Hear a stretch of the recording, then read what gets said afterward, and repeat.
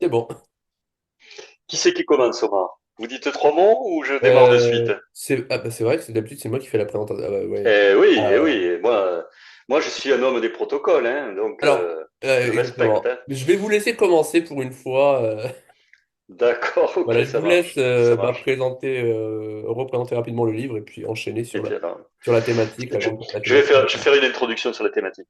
Bon, juste le livre, j'ai écrit un bouquin qui s'appelle L'éducation face à l'impossible, mais je n'en parlerai pas. Simplement, ce que je raconte, c'est bien sûr le fruit d'une réflexion qui, en grande partie, est contenue dans ce livre. Voilà.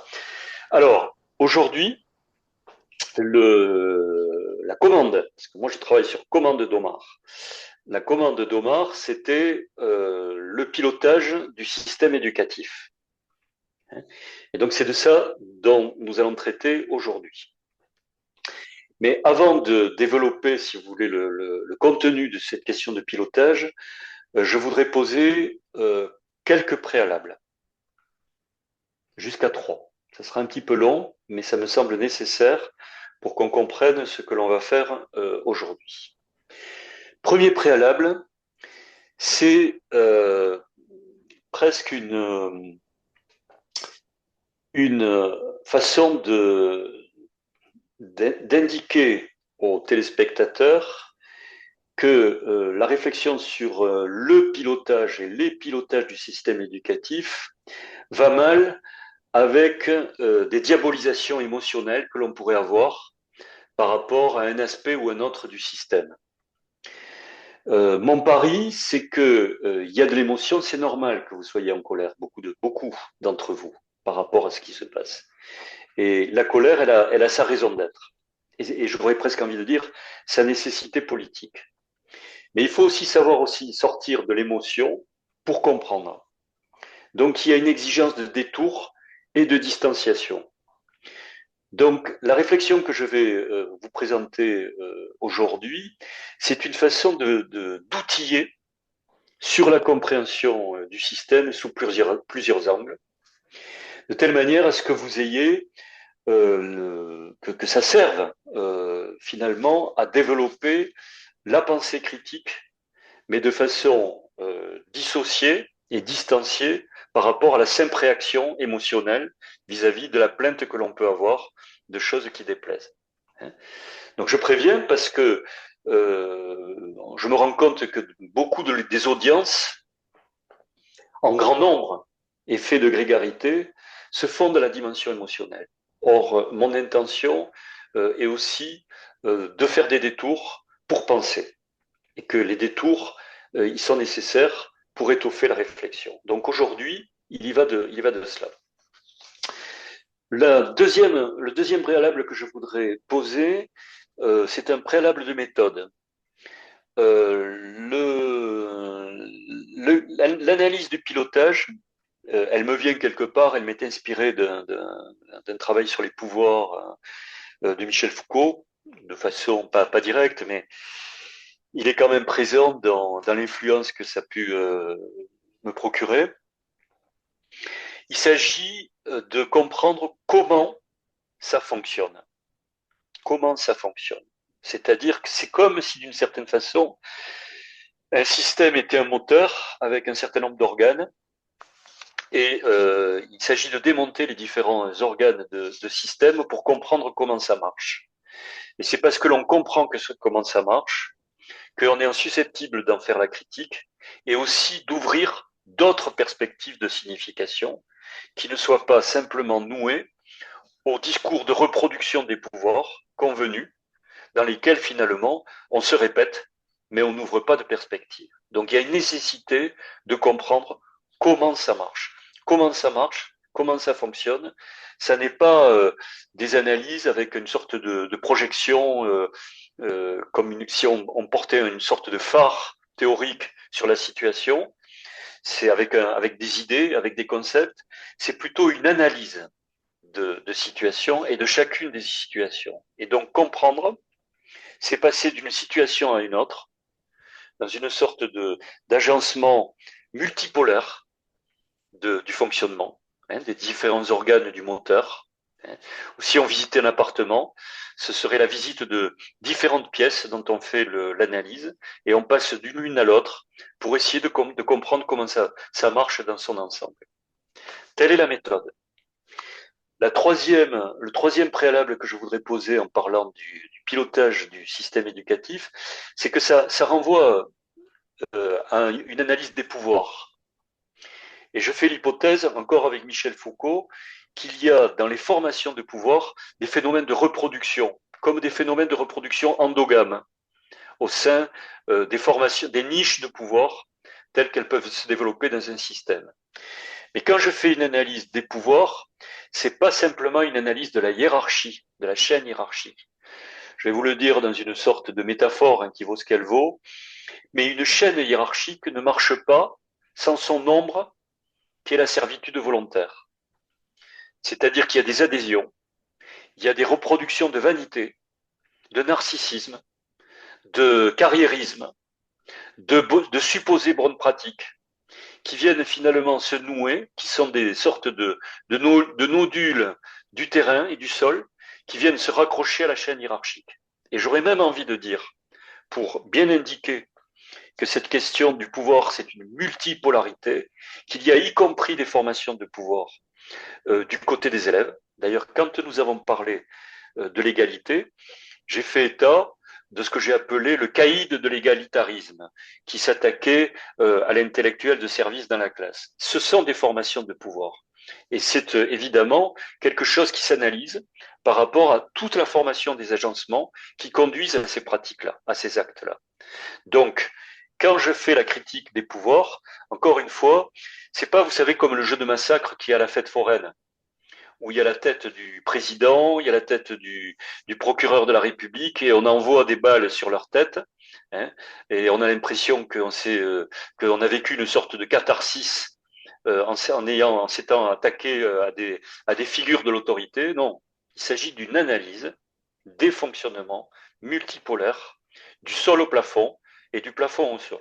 Oui, alors justement, là-dessus, c'est-à-dire que souvent, effectivement, on s'attaque aux individus. C'est-à-dire qu'on part du principe que Ah oui, les individus sont responsables et qu'ils ont la capacité de nuire à nos vies au quotidien. C'est-à-dire qu'il y a une difficulté à comprendre ça, que c'est pas les individus, mais c'est le système. Et ça, c'est vraiment une chose. Bon, ce sera un sujet qu'il faudrait développer, mais c'est vraiment au quotidien, c'est souvent ça. Si on prend le cas des profs, oui. ça va être tel prof est nul parce qu'il veut être nul. Voilà. Et c'est On, pas, a, il on, en veut a pas. des, on en a déjà parlé, si vous voulez, Omar, hein, dans des émissions précédentes. Là, je dis pas qu'il n'y a pas une question de personne. Hein. Il y a eu des pilotages, moi, que j'ai connus, de chefs d'établissement, des comportements d'enseignants, qui sont discutables parce que c'était des personnes. Hein, c'est une dimension. Mais ici, avec moi, je désubjectivise et j'essaye de définir davantage les conditions qui induisent des comportements. Hein. Et d'ailleurs, je souhaiterais que l'on fasse une émission sur ce que sont les professeurs devenus. Hein, on en reparlera tous les deux, Omar, une émission à part entière. Et vous verrez que lors de cette émission, je refuse catégoriquement qu'on les attaque comme les fantassins de l'armée. Voilà, pour quelque raison que ce soit. Et vous le verrez. Hein. Mais c'est une indication, si vous voulez, là, vraiment éthique de ma part, de ne pas s'y prendre de cette façon-là vis-à-vis des enseignants. D'accord? Bon. Allez, alors, donc, j'ai donné mes trois préalables par rapport à cette émission. Alors, j'ai préparé aujourd'hui 10 chapitres. Je ne suis pas sûr que nous arrivions aux 10 chapitres. Auquel cas, il se pourrait qu'on soit obligé de faire une autre émission sur la question du pilotage. Hein, voilà. Mais avec Omar, on travaille jusqu'à plus soif. On s'est dit que jusqu'à épuisement, On va épuiser on, enfin, je sais on, même pas s'il est épuisable le sujet, mais voilà, on va essayer de on, en faire le tour. Hein. S'il faut faire quatre émissions, tant pis. La partie 4. pilotage, c'est important, hein, parce que donc, en plus, si vous voulez, comme j'ai été cadre, je ne vais pas raconter de nouveau aujourd'hui que j'ai fait 6 métiers dans l'éducation nationale, ça me permet en termes de pilotage quand même de dire beaucoup de choses. Voilà. Et avec une conception un peu héliocentrique, c'est-à-dire de multiples justement regards par rapport au système. Alors, on commence. On y va? C'est parti. Première chose, sujet dont je voudrais parler, figurez-vous, c'est la question du salaire des enseignants. Et je voudrais en parler parce que je pense que ça fait partie d'une question importante des conditions du pilotage. Donc d'abord, il faut planter le décor comme je fais d'habitude, la situation. Hein. En l'espace d'une vingtaine d'années, comme ça, c'est prendre cette échelle-là, les enseignants ont perdu jusqu'à 40% de leur pouvoir d'achat. Alors, on essaye de se mettre dans une situation comparée. Imaginez dans des entreprises un corps de métier qui perd 40% de son pouvoir d'achat. Il y a quelque chose dans la relation d'échange entre le travail qui est donné et le patron qui, d'une certaine façon, l'emploie pour son propre profit, un rapport de proportion qui fait qu'on donne une mesure dans l'échange où on la négocie en quelque sorte cette proportion. Là, on en est arrivé à un stade où il y a un véritable lâchage de cette proportion entre la demande de l'État par rapport à ce service-là et la façon dont il est payé. Alors, soyons clairs, il y a eu les derniers accords de Grenelle sur la question des salaires. Donc, les débuts de carrière ont été un peu améliorés, puisqu'on démarre à 2100 €. Il y a un trou d'air beaucoup au milieu des carrières. Et puis, sur la fin des carrières, il y a une volonté de mettre un certain nombre des personnels sur les échelons exceptionnels, qui améliore un petit peu les conditions. Mais enfin, globalement, nous avons en France, parmi les salaires les moins importants de l'Europe au niveau du corps enseignant. Bon. Et avec une réduction sur 20 et quelques années de 40%. Or, on sait très bien que dans les critères d'attractivité sur ce métier-là, la question du salaire est susceptible de se poser. Quelqu'un qui sort de Bac plus 5 et qui veut faire sa vie, il sait aujourd'hui que s'il rentre dans l'éducation nationale, il sera prolétarisé. S'il va dans la région parisienne et qu'il veut avoir un appartement, il devra à la fin du mois compter ses euros pour acheter des pâtes. Soyons clairs. Et je connais la situation de très très près pour des raisons personnelles, comme le sait Omar. Je veux dire par scrupule. Mais comme vous le savez, le métier de prof, c'est un métier qu'on doit faire presque gratuitement. Voilà. Alors on en a parlé hein, Mm. de la vocation et de la vertu, mais il y a certaines qualités et certaines valeurs qui, dans certains rapports de valeurs, précisément, de valeurs, ont bon dos. Hein. Et quand j'entends sur des plateaux de télévision, j'en ai entendu au Sénat public, où cette question de la vocation a été mise en avant, avec occultation ensuite des questions des salaires derrière, ça me scandalise.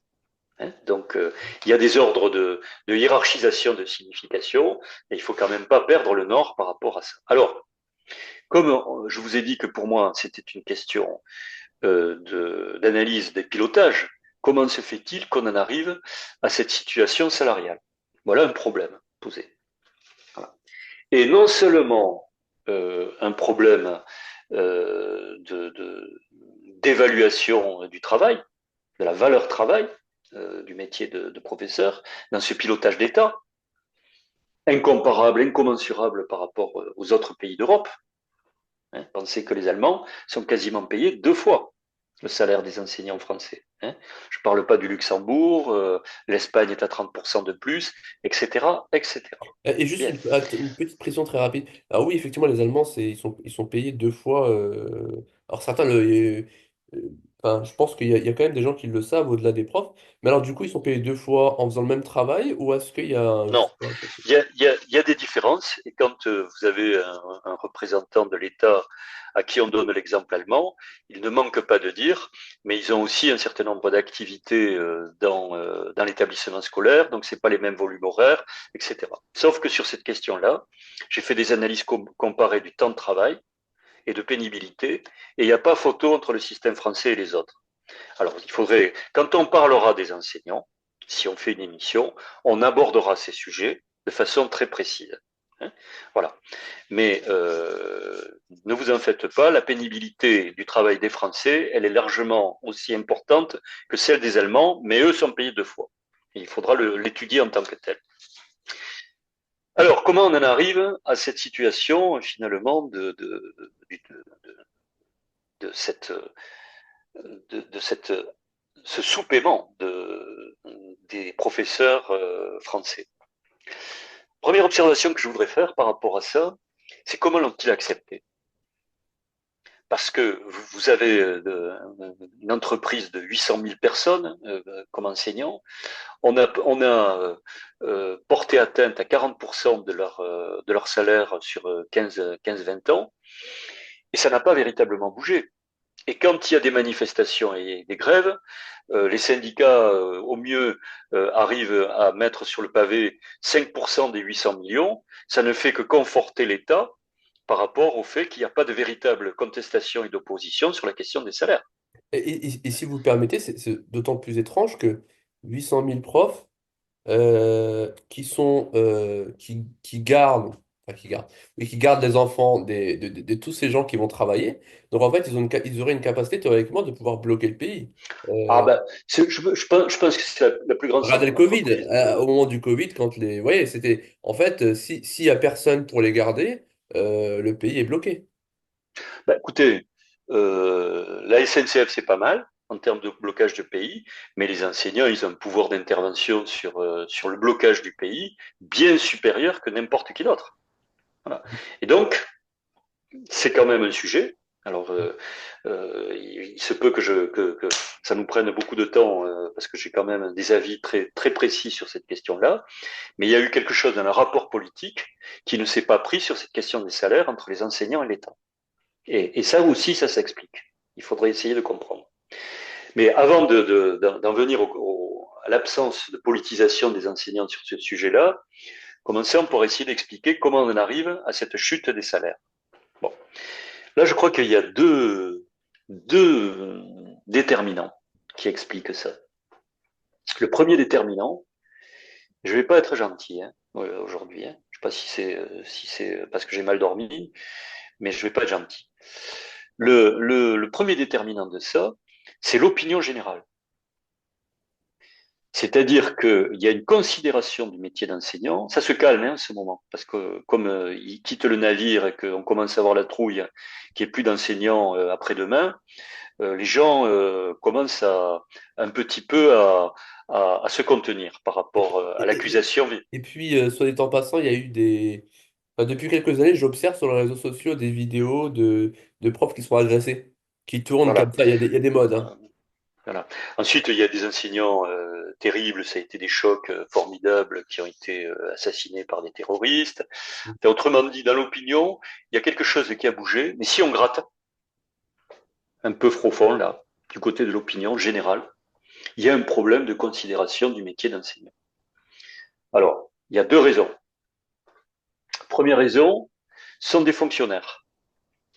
Et il y a déjà là une sorte d'animosité critique des gens qui ne sont pas fonctionnaires par rapport aux fonctionnaires. Pourquoi? Parce qu'ils ont un salaire assuré, ils n'ont pas besoin de conduire leur vie pour directement aller chercher de l'argent, puisque la condition de sécurité est telle que ces problèmes n'y l'ont pas. Donc on fait un lien entre si on va chercher de l'argent en direct, on est toujours un petit peu dans des états de limite qui occasionnent une sorte de vitalité au travail, de productivité au travail, mais si on est en sécurité, on a la tendance à s'endormir, voire à devenir des flemmards. Hein, et il y a quand même dans la représentation quelque chose de cet ordre-là entre ceux qui sont du côté de la supposée richesse et ceux qui seraient du côté du fonctionnariat. Alors, monsieur Cosse, Ce que... on va faire une petite pause et puis on va reprendre sur les flemmards juste après. D'accord, ok, ça marche. C'est un beau sujet, ça, la flemme. Hein. Parti. Donc je disais qu'il y avait des considérations de l'opinion. Donc il y a la question du fonctionnariat, donc j'en ai parlé. C'est une grave erreur, hein, parce que le fonctionnariat qui produit du service, en direct, hein, vis-à-vis des enseignants, vis-à-vis des élèves, ou dans le soin vis-à-vis des malades. Ce sont des métiers de grande pénibilité et que donc, en termes d'appréciation et de considération par rapport au travail, l'opinion se trompe gravement. C'est une grave erreur dans les représentations. Voilà. Je dirais même que du côté des hauts fonctionnaires, hein, je me souviens toujours une réflexion de Bernard Tapie, figurez-vous, ça remonte à loin, hein, ça me traverse l'esprit, où quand il avait travaillé au ministère de la Ville, il avait été obligé de dire, les fonctionnaires que j'ai vus travailler autour de moi, dans le privé, je n'ai jamais vu des gens donner autant de temps et être aussi dévoués à leur mission que ces gens avec qui j'ai travaillé. Voilà. Donc ça vient un petit peu rompre les idées reçues que l'on peut avoir Et il sur était ces sincère questions-là. ou parce que Bernard Tapie a fait de la Oui, oui, oui. politique, Oui. À ce c'était un peu moment-là, bon, il a une image un peu d'un un peu filou, un peu comme ça. oui, il a tout fait le contraire. Mais enfin, Mm. c'était du point de vue, on va dire, de l'homme incarné, c'était quelqu'un qui était capable de dire des choses hein, à un certain moment. Hein. On ne lui faisait pas dire, quoi, hein, Mm. malgré tout. Alors, ça, c'est une des premières raisons, le rapport au fonctionnariat, qui a été et qui est en péril là. C'est-à-dire qu'à force de créer une sorte de déconsidération du fonctionnariat, on se retrouve dans la situation où on n'a plus d'infirmières et il y a un certain nombre de métiers du service public qui sont en situation sinistrée. Mais passons, hein, on ne peut pas s'attarder sur tous les sujets. Le deuxième point sur lequel l'opinion a nourri une critique vis-à-vis des enseignants, c'est le temps de travail. Trois raisons pour être enseignant, juin, juillet, août. Et durant Donc, l'année, si vous hein, voulez, il y a ça fait partie. les deux semaines, les deux. Voilà. Alors, ça fait partie des boutades de style histoire belge, si vous voulez appliquer aux enseignants, mais il n'empêche que c'est un effet de réputation qui est important. Ailleurs, y compris dans mon livre, je fais le calcul exact du temps de travail des enseignants avec le travail invisible, c'est-à-dire préparation des cours, le temps pendant les vacances, etc. Les gens ne se rendent absolument pas compte. Je suis arrivé de façon arithmétique en faisant les chiffres à indiquer que, de fait, sur la base d'un travail à 35 heures, ça revenait, quand on reportait les volumes d'heures qu'il y avait par semaine, à un volume de vacances qui était inférieur aux travailleurs qui en avaient 5. Mais bon, Et ça, ça c'était c'est pour les profs. irrecevable. Alors quand vous Alors, commencez à... pour les jeunes profs, c'est pire. Parce que ceux qui débutent, ils partent de zéro, donc ils sont à. Alors, si vous voulez, Omar, sur cette question-là, il y a des très grandes différences entre les activités des enseignants, entre le premier degré, des profs de lycée, des profs de sixième, etc. Il y a des profs en lycée professionnel, en atelier. Il y a de très grandes différences du temps de travail. Mais si vous voulez, je fais une présentation statistique et moyenne. Hein, qui permet quand même, si vous voulez, d'avoir une référence par rapport à ça, et qui ne correspond absolument pas à l'idée que s'en fait l'opinion. Aujourd'hui, quand j'arrive avec des chiffres précis et techniques sur cette question-là, les interlocuteurs qui ne sont pas de ce métier ne me croient pas, tellement c'est ancré dans les Ils têtes. vous croient pas. Alors, est-ce que le problème de fond, c'est pas que on a tous eu des profs, on a souvent vécu de mauvaises expériences, alors que par exemple, si le but c'était de parler, je sais pas, du taux horaire de travail, du travail hebdomadaire du mécanicien ou du boulanger, on s'en fiche parce qu'on n'a pas on n'a pas vécu de problème avec les boulangers et les mécaniciens. Est-ce que le prof, c'est pas la relation qui fait que, Écoutez, voilà. si c'est ça, ça revient à notre sujet tout à l'heure, c'est qu'on attaque le fantassin et pas le système. Oui, oui, non, bien sûr, c'est ce que je dis, on Et attaque, voilà. oui. Et donc, si vous voulez, il faut déplacer le curseur par rapport à des moyennes, par rapport à des effets statistiques pour comprendre le système. Alors, donc ça, je vous ai dit, première raison de la dévaluation des salaires, un des points d'entrée, c'est l'opinion. Deuxième point d'entrée, ce sont les politiques, de droite et de gauche d'ailleurs. Hein. En 2002, Luc Ferry, ministre, déclare quand il arrive sur son ministère qu'on va avoir un problème des recrutements des enseignants. Il comprend qu'il y a un lien avec le salaire. Entre 2002 et 2023, ça bouge pas. Et on reste dans une situation, et de droite ou de gauche, hein, et on reste dans une situation, il y a Hollande hein, qui est passé par là, il y a une situation, si vous voulez, où ça n'a pas été véritablement pris en compte. Mais pourquoi ça n'a pas été pris en compte? Parce que sur le plan électoral, c'est pas dangereux. Les enseignants d'un côté ne bougent pas par rapport à cette question salariale en termes de manifestation, et les politiques ont une base au niveau de l'opinion qui les conforte plutôt dans le maintien de ces conditions salariales. Donc ils n'ont aucune pression et aucune poussée qui leur est faite qui les obligerait en quelque sorte à mettre du budget de ce côté-là. Voilà. Donc c'est une sorte d'alliance objective entre l'opinion et la façon dont le politique marche de manière clientéliste électoraliste.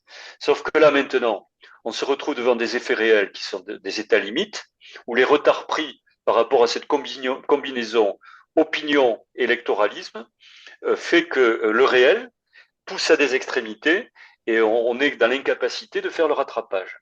Et comme on est dans l'incapacité de faire le rattrapage, eh bien, on est dans un état de crise qui peut avoir des conséquences très très lourdes en termes de recrutement, d'attractivité et donc du maintien du système. Voilà. Ça, je vous le donne comme exemple parce que vous voyez que vous avez deux termes indépendants, qui est le terme de l'opinion et de la sphère du politique, qui font une connexion d'agencement entre les deux et qui vont définir en termes de pilotage les conditions salariales au niveau des enseignants. Donc c'est une analyse du pouvoir, le pouvoir de l'opinion et le pouvoir des politiques par rapport à une évaluation et une mesure des salaires. Vous voyez comme je ne suis pas en train de faire le jeu de massacre sur des têtes, hein, mais comment, sur cet exemple-là, je vous fais une démonstration qui est une démonstration d'analyse d'une condition qui mène à quelque chose en termes de pilotage. Et ce sera toujours comme ça en termes de méthode par rapport aux différents sujets. Voilà pour la question des salaires. Deuxième sujet, il y en a 10. Je ne sais pas si on arrivera jusqu'au bout. C'est l'évaluation des enseignants. Alors l'évaluation des enseignants, il faut là aussi planter le décor. Dans l'état actuel des choses, ce sont dans les textes du Bello définis comme étant des accompagnements de carrière. Il y en a quatre si vous voulez, tout le long des 42 ou 40 années, enfin 44 années, je ne sais pas ce qu'il en sera du temps d'activité, sur chaque fois les 7 premières années, 7, 14, 14 plus 7, hein, c'est ce temps de carrière. Et puis sur la fin de carrière, les 40% restants, si vous voulez, pas d'évaluation et pas d'inspection. Bon. Incidence sur la carrière, en termes de progression, si vous voulez, selon que vous êtes bien évalué ou pas bien évalué, ça fait une modification sur les échelons, sur les 40 et quelques années, de 2 années, ce qui, quand on regarde de près, est peanuts en termes de différence salariale sur un parcours professionnel. Et puis, vous avez également un certain nombre de bons points, comme on disait dans la petite école autrefois, pour les échelons d'excellence, si vous voulez, en fin de parcours, où on tient compte, si vous voulez, des évaluations qui se sont déroulées pendant la carrière pour les attribuer. D'accord. Bon. C'est une situation nouvelle en termes d'évaluation, parce que quand on était avant 2018, c'était une inspection en tant que telle. Donc il y a déjà une différence de sémantique entre accompagnement de carrière et inspection. Et puis c'était une évolution sur la carrière qui avait une importance, puisqu'on était évalué au choix, au grand choix ou à l'ancienneté. Et là, ça pouvait faire des écarts jusque de 20 années en termes de progression d'échelon. Et là, il y avait une incidence effectivement sur les salaires. Ça, c'est un premier cadre.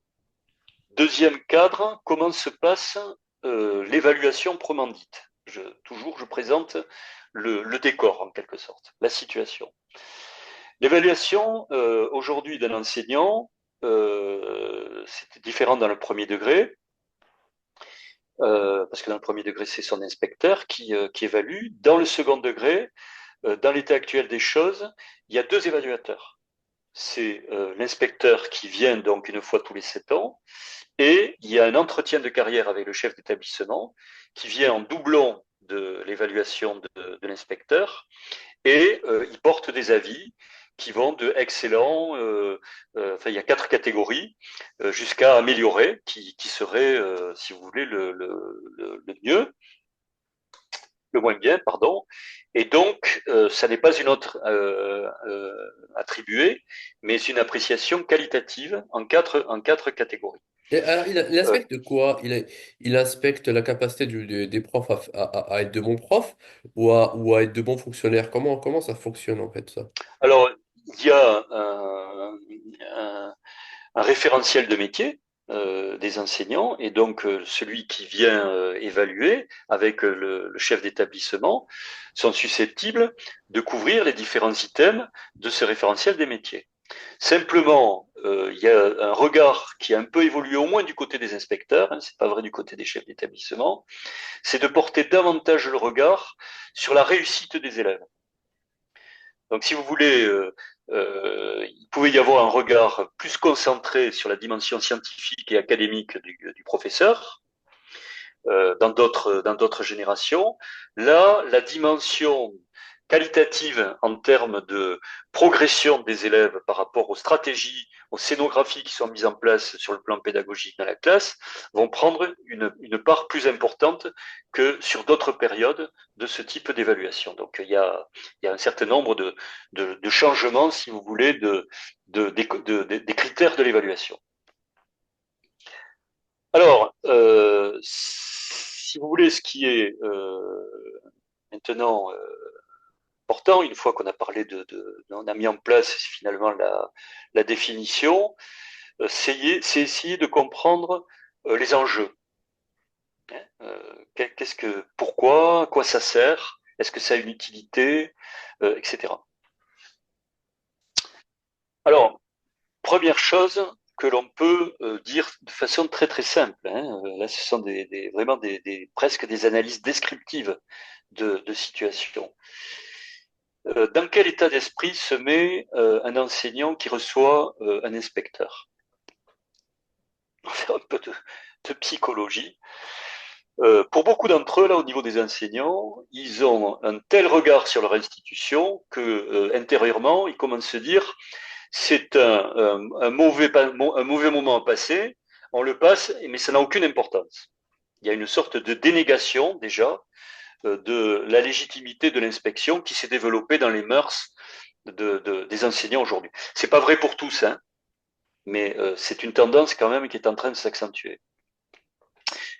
Deuxième comportement de l'enseignant, et ça va être vous allez voir des présentations paradoxales entre les différents visages que je vais montrer.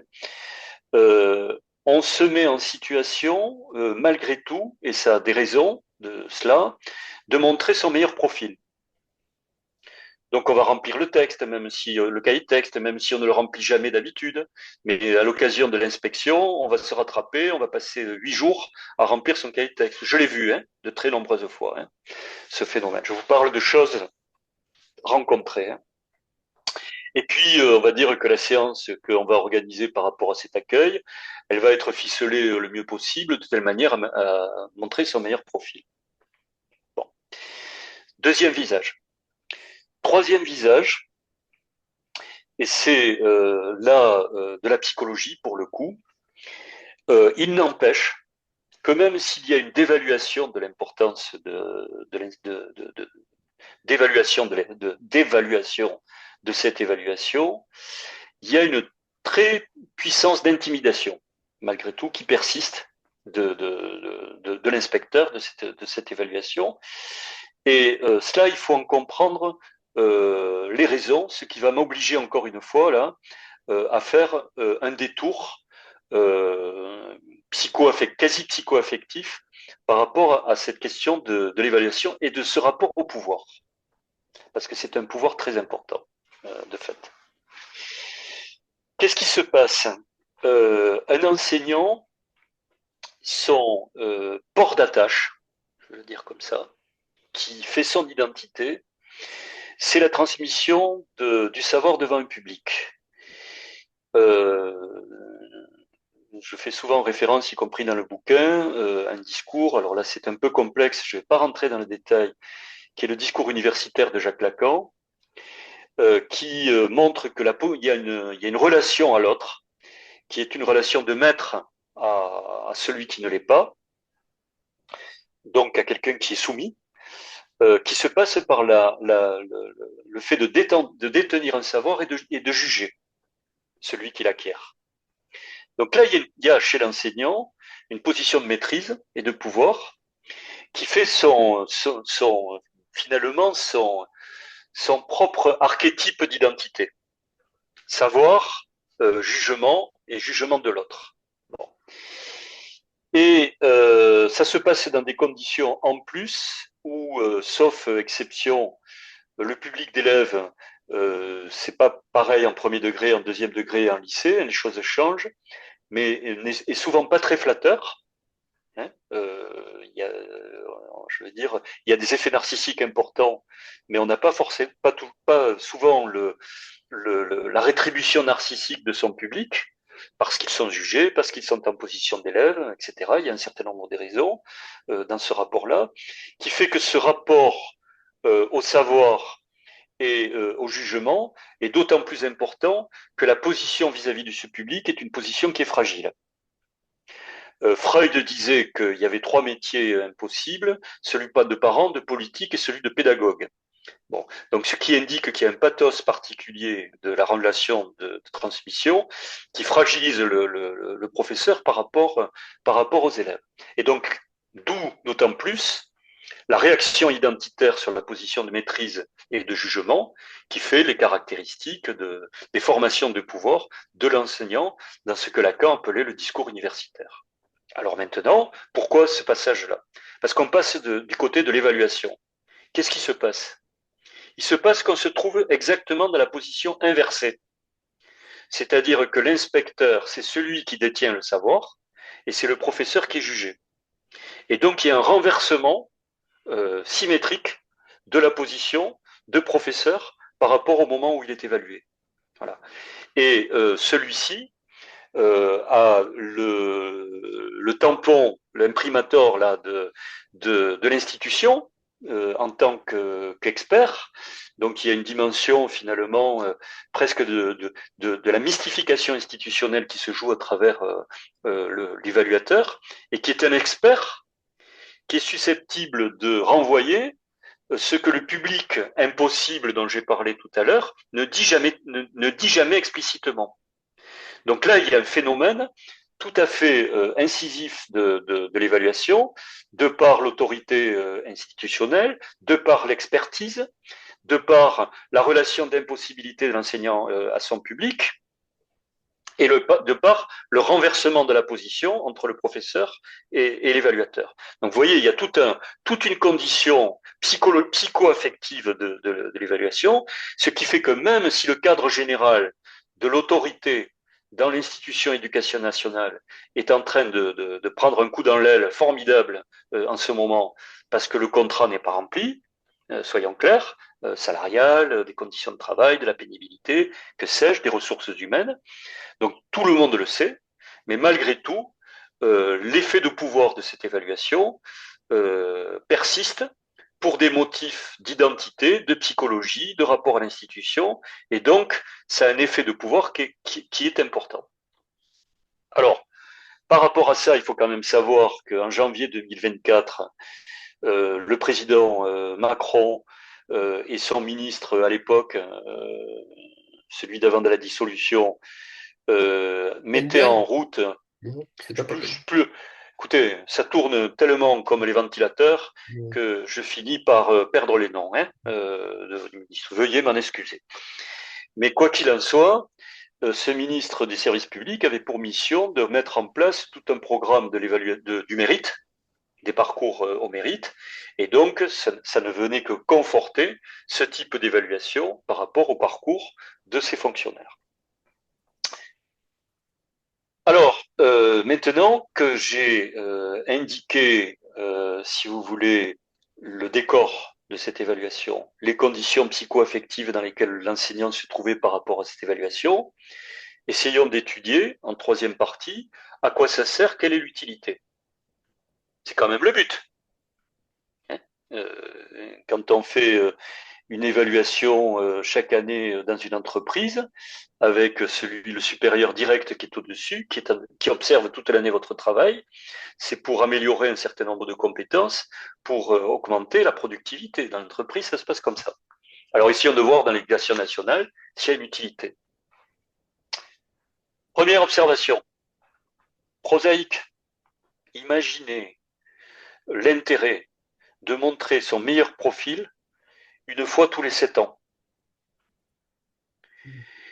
Et les conseils que vous recevez sur le meilleur profil que vous avez montré tous les 7 ans.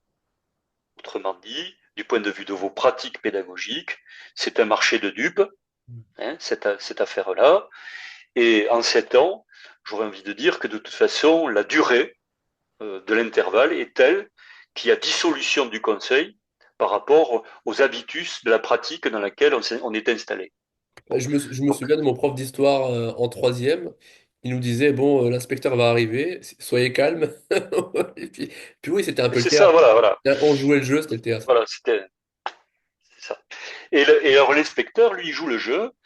Ça y est, dans le livre La place de d'Annie Arnaud, que j'aime beaucoup, que je cite en tête de mon livre, elle est inspectée. Et puis l'inspecteur, de toute façon, il est là, toujours, pour exister comme inspecteur et pour vous faire des remarques où il va y avoir toujours quelque chose qui ne va pas. Voilà. Prenez 100 rapports, vous en avez 99, vous avez une observation critique parce que ça fait partie du jeu de rôle. Voilà. Passons sur si vous voulez, ces duperies qui sont des fonctionnements de rôle finalement entre les uns et les autres. Mais la question c'est à quoi ça sert.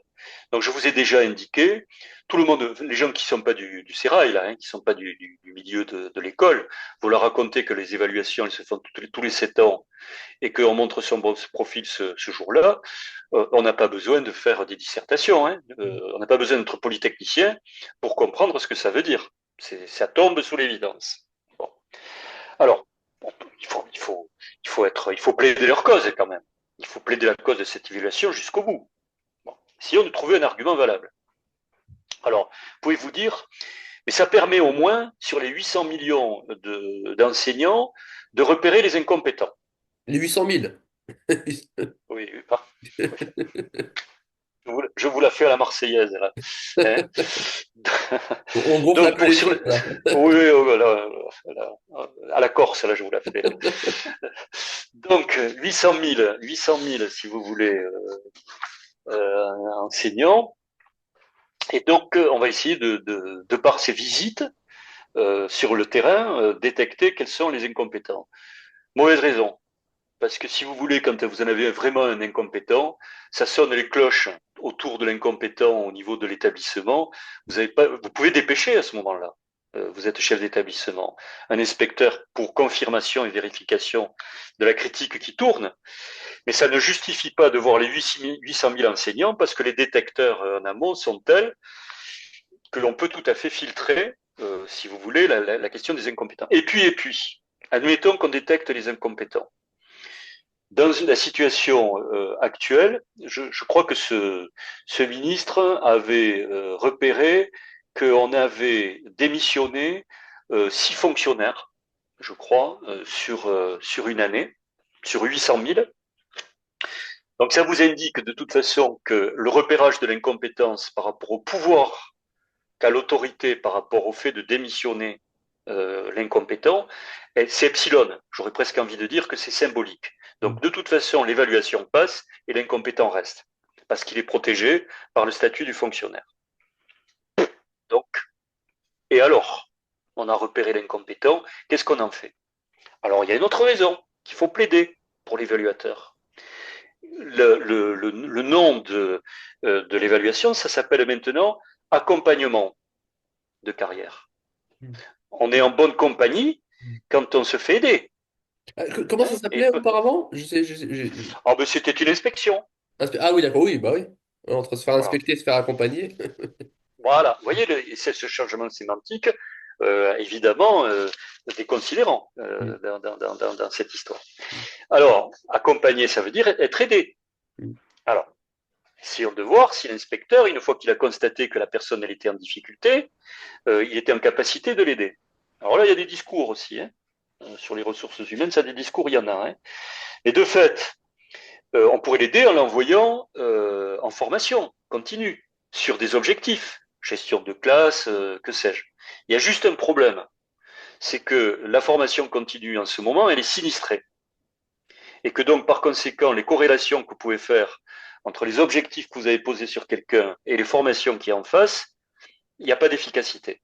Donc, autrement dit, c'est un leurre de faire ça. Alors ensuite, vous pourrez vous dire, mais l'inspecteur lui-même, il pourrait être en bonne compagnie, c'est-à-dire faire de la proximité, faire du lien, revenir, etc. Sauf qu'il y a un problème, c'est que le nombre d'inspecteurs qui sévissent sur le terrain par rapport aux multitâches qui sont les leurs, parce que euh, maintenant, à titre domestique, on a X cartes bleues, mais les inspecteurs, eux, ils ont des multitâches dans leur activité. Et ils en ont tellement des tâches qu'ils sont pris dans les obligations des évaluations, il faut qu'ils en fassent un certain quota, mais que par ailleurs, dans leur mission, ils sont dispersés.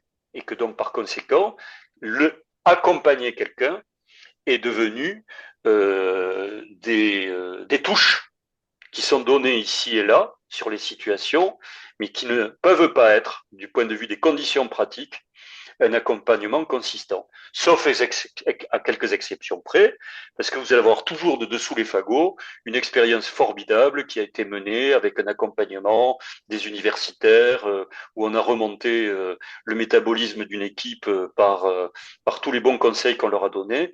Vous allez toujours en trouver. Et puis ça s'est mis en avant comme étant, si vous voulez, la dernière façade de l'immeuble sinistré que l'on a repeint récemment. Hein, ça, on sait le faire aussi. Voilà.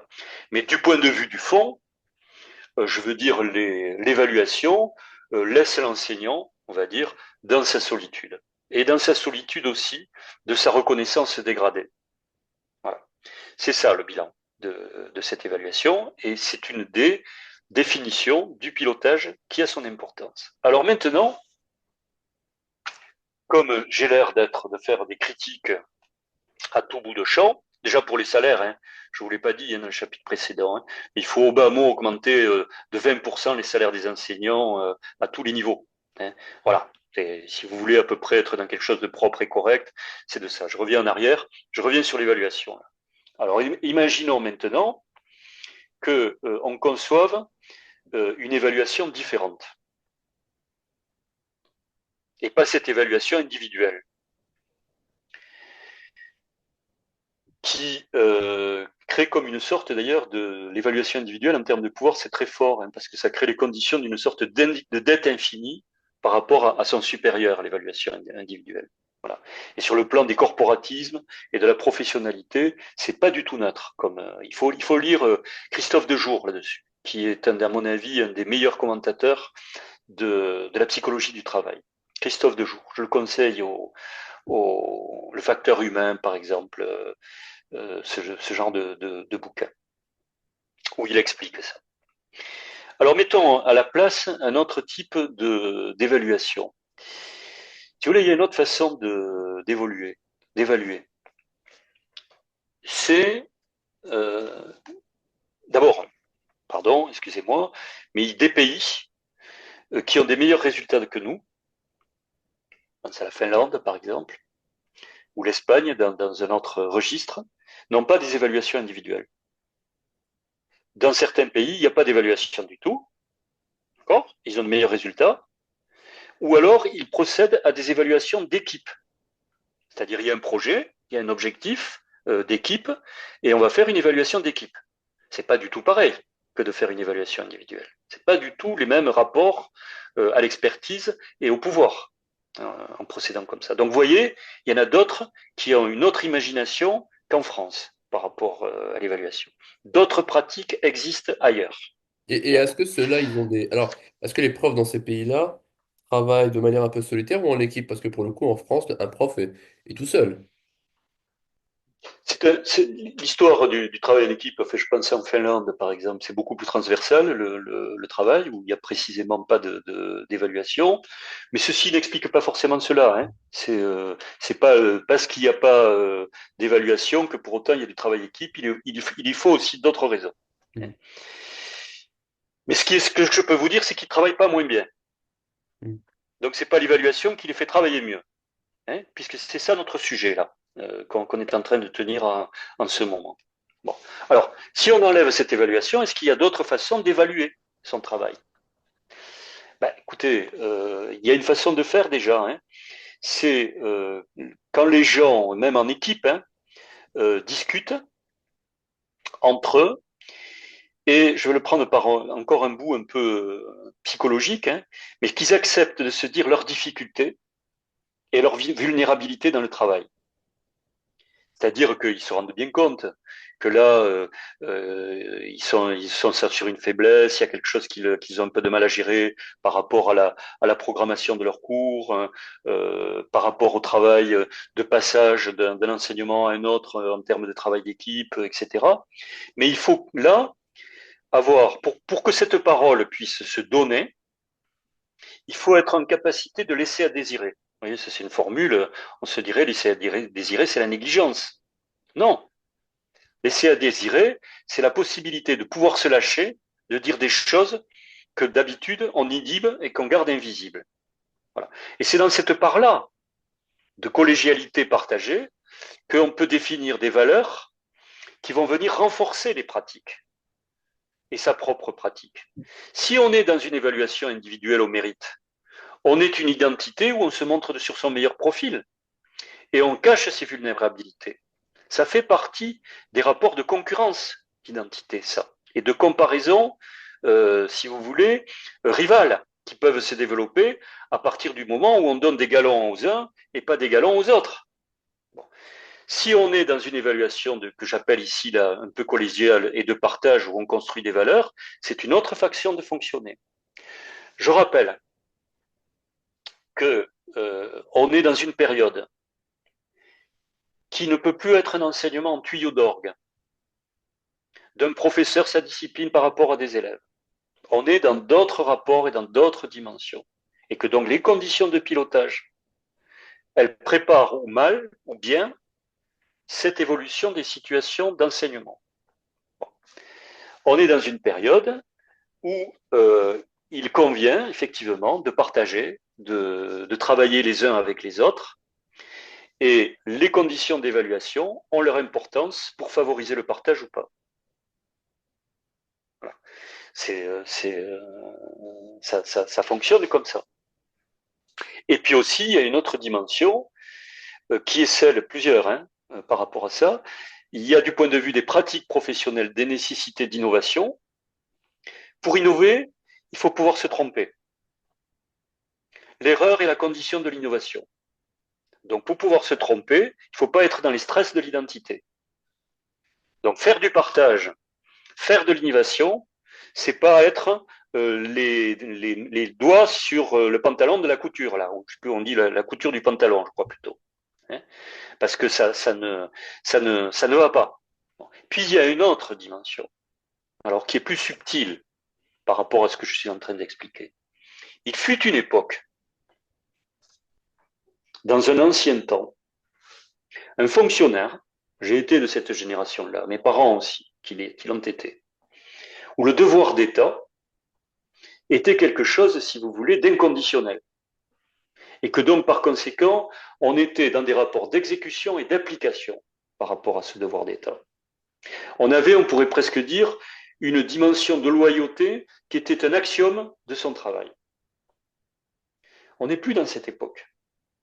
La question du développement personnel, de son propre désir, y compris dans ce rapport au travail, a gagné du terrain par rapport à cette injonction du devoir d'État. Donc, autrement dit, on est passé dans des représentations de la verticalité à des représentations de l'horizontalité. Et donc, il convient que l'évaluation s'adapte à cette évolution des mœurs entre un devoir d'État du fonctionnaire et la façon dont il se positionne aujourd'hui. Et croyez bien que si on ne le fait pas, c'est comme ça qu'on fait quitter le navire aux gens. Parce qu'ils n'ont pas envie de travailler avec une hiérarchie de ce genre-là. Et d'ailleurs, quand on regarde les enquêtes qui sont menées ces dernières années sur le rapport des enseignants à la hiérarchie, il y a une augmentation considérable du mécontentement des acteurs de terrain par rapport à la hiérarchie. Et ça n'est pas neutre. c'est des fonctionnements, c'est des reproductions de pouvoir, c'est des corps corporatistes qui se reconduisent d'année en année, hein, et qui font des lignes dures des formations de pouvoir qui ne correspondent pas aux réalités qui sont en train d'évoluer. Voilà. C'est grave, hein, tout ça. Hein. Comprenez que quand je dis tout cela, ce sont des commentaires, mais je vous disais qu'il fallait se sortir de l'émotion. Je dois dire que pour ma part, d'observer ce paysage-là de l'évaluation dans les considérations dégradées dans lesquelles nous sommes aujourd'hui de la part des enseignants, ça me procure une tristesse. Hein, parce que le pouvoir qui est mal appliqué, ça c'est du Spinoza dans le texte, ce sont les passions tristes, hein, toujours. Hein, c'est enlever de la puissance aux autres. Évaluation des enseignants, j'ai fait un petit tour un tour de la question. Alors justement, est-ce qu'on On peut va faire une aborder, petite pause et reprendre? si vous voulez, Omar, c'est vous le commandant, le capitaine de notre affaire. C'est parti.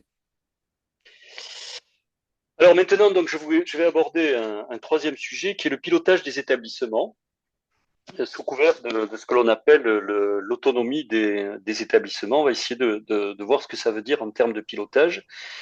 J'indique que l'évaluation collégiale dont j'ai parlé précédemment implique des conditions de pilotage, une manière d'aborder le pilotage tout à fait différente. Et donc, je vais l'aborder dans la deuxième partie de cette réflexion sur le pilotage des établissements par les chefs d'établissement. Donc, nous allons parler maintenant des établissements et des chefs. Alors, tout d'abord, pour planter le décor, il faut se dire qu'il y a des traditions par rapport à la question de la chefferie dans l'éducation nationale qui se sont opposées, en particulier sur le premier degré.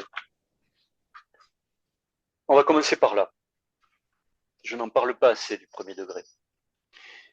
Euh, il a été une époque où une école primaire, elle était conçue par les instituteurs comme une sorte de petite république collégiale.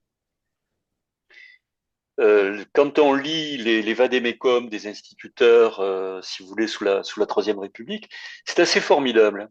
C'est une culture dont on a perdu complètement l'origine, alors même qu'elle est peut-être plus riche et plus émancipatrice que les organisations du travail auxquelles on a affaire aujourd'hui. Bon, d'abord, si vous voulez, dans cette petite république d'une école, il n'était pas question qu'un père, PAIR, soit un supérieur hiérarchique.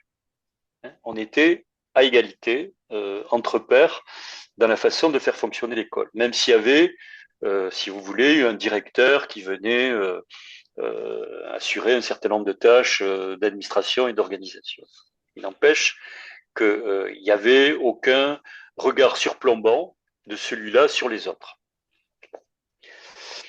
C'est largement resté ça chez les professeurs des écoles, hein, c'est-à-dire que le directeur d'école aujourd'hui n'est pas un supérieur hiérarchique en tant que tel, où il est avec des nuances, on va le voir. Il n'a pas le pouvoir d'évaluation sur les autres, parce que ça c'est le critère de bascule. Hein. Quand vous avez le critère le pouvoir d'évaluation sur les autres, vous passez dans la position de supérieur hiérarchique. C'est vrai, vraiment. Donc, ça n'est pas un supérieur. Alors pourquoi ces petites républiques dans les écoles primaires, cette tradition, pourquoi ça persiste, etc. Ben, la première des raisons, hein, c'est que les syndicats d'instituteurs, le SNI par exemple, à une époque, étaient des pouvoirs syndicaux très très forts. Et donc, introduire la verticalité dans ces petites républiques, les syndicats y ont résisté et ne l'ont jamais accepté.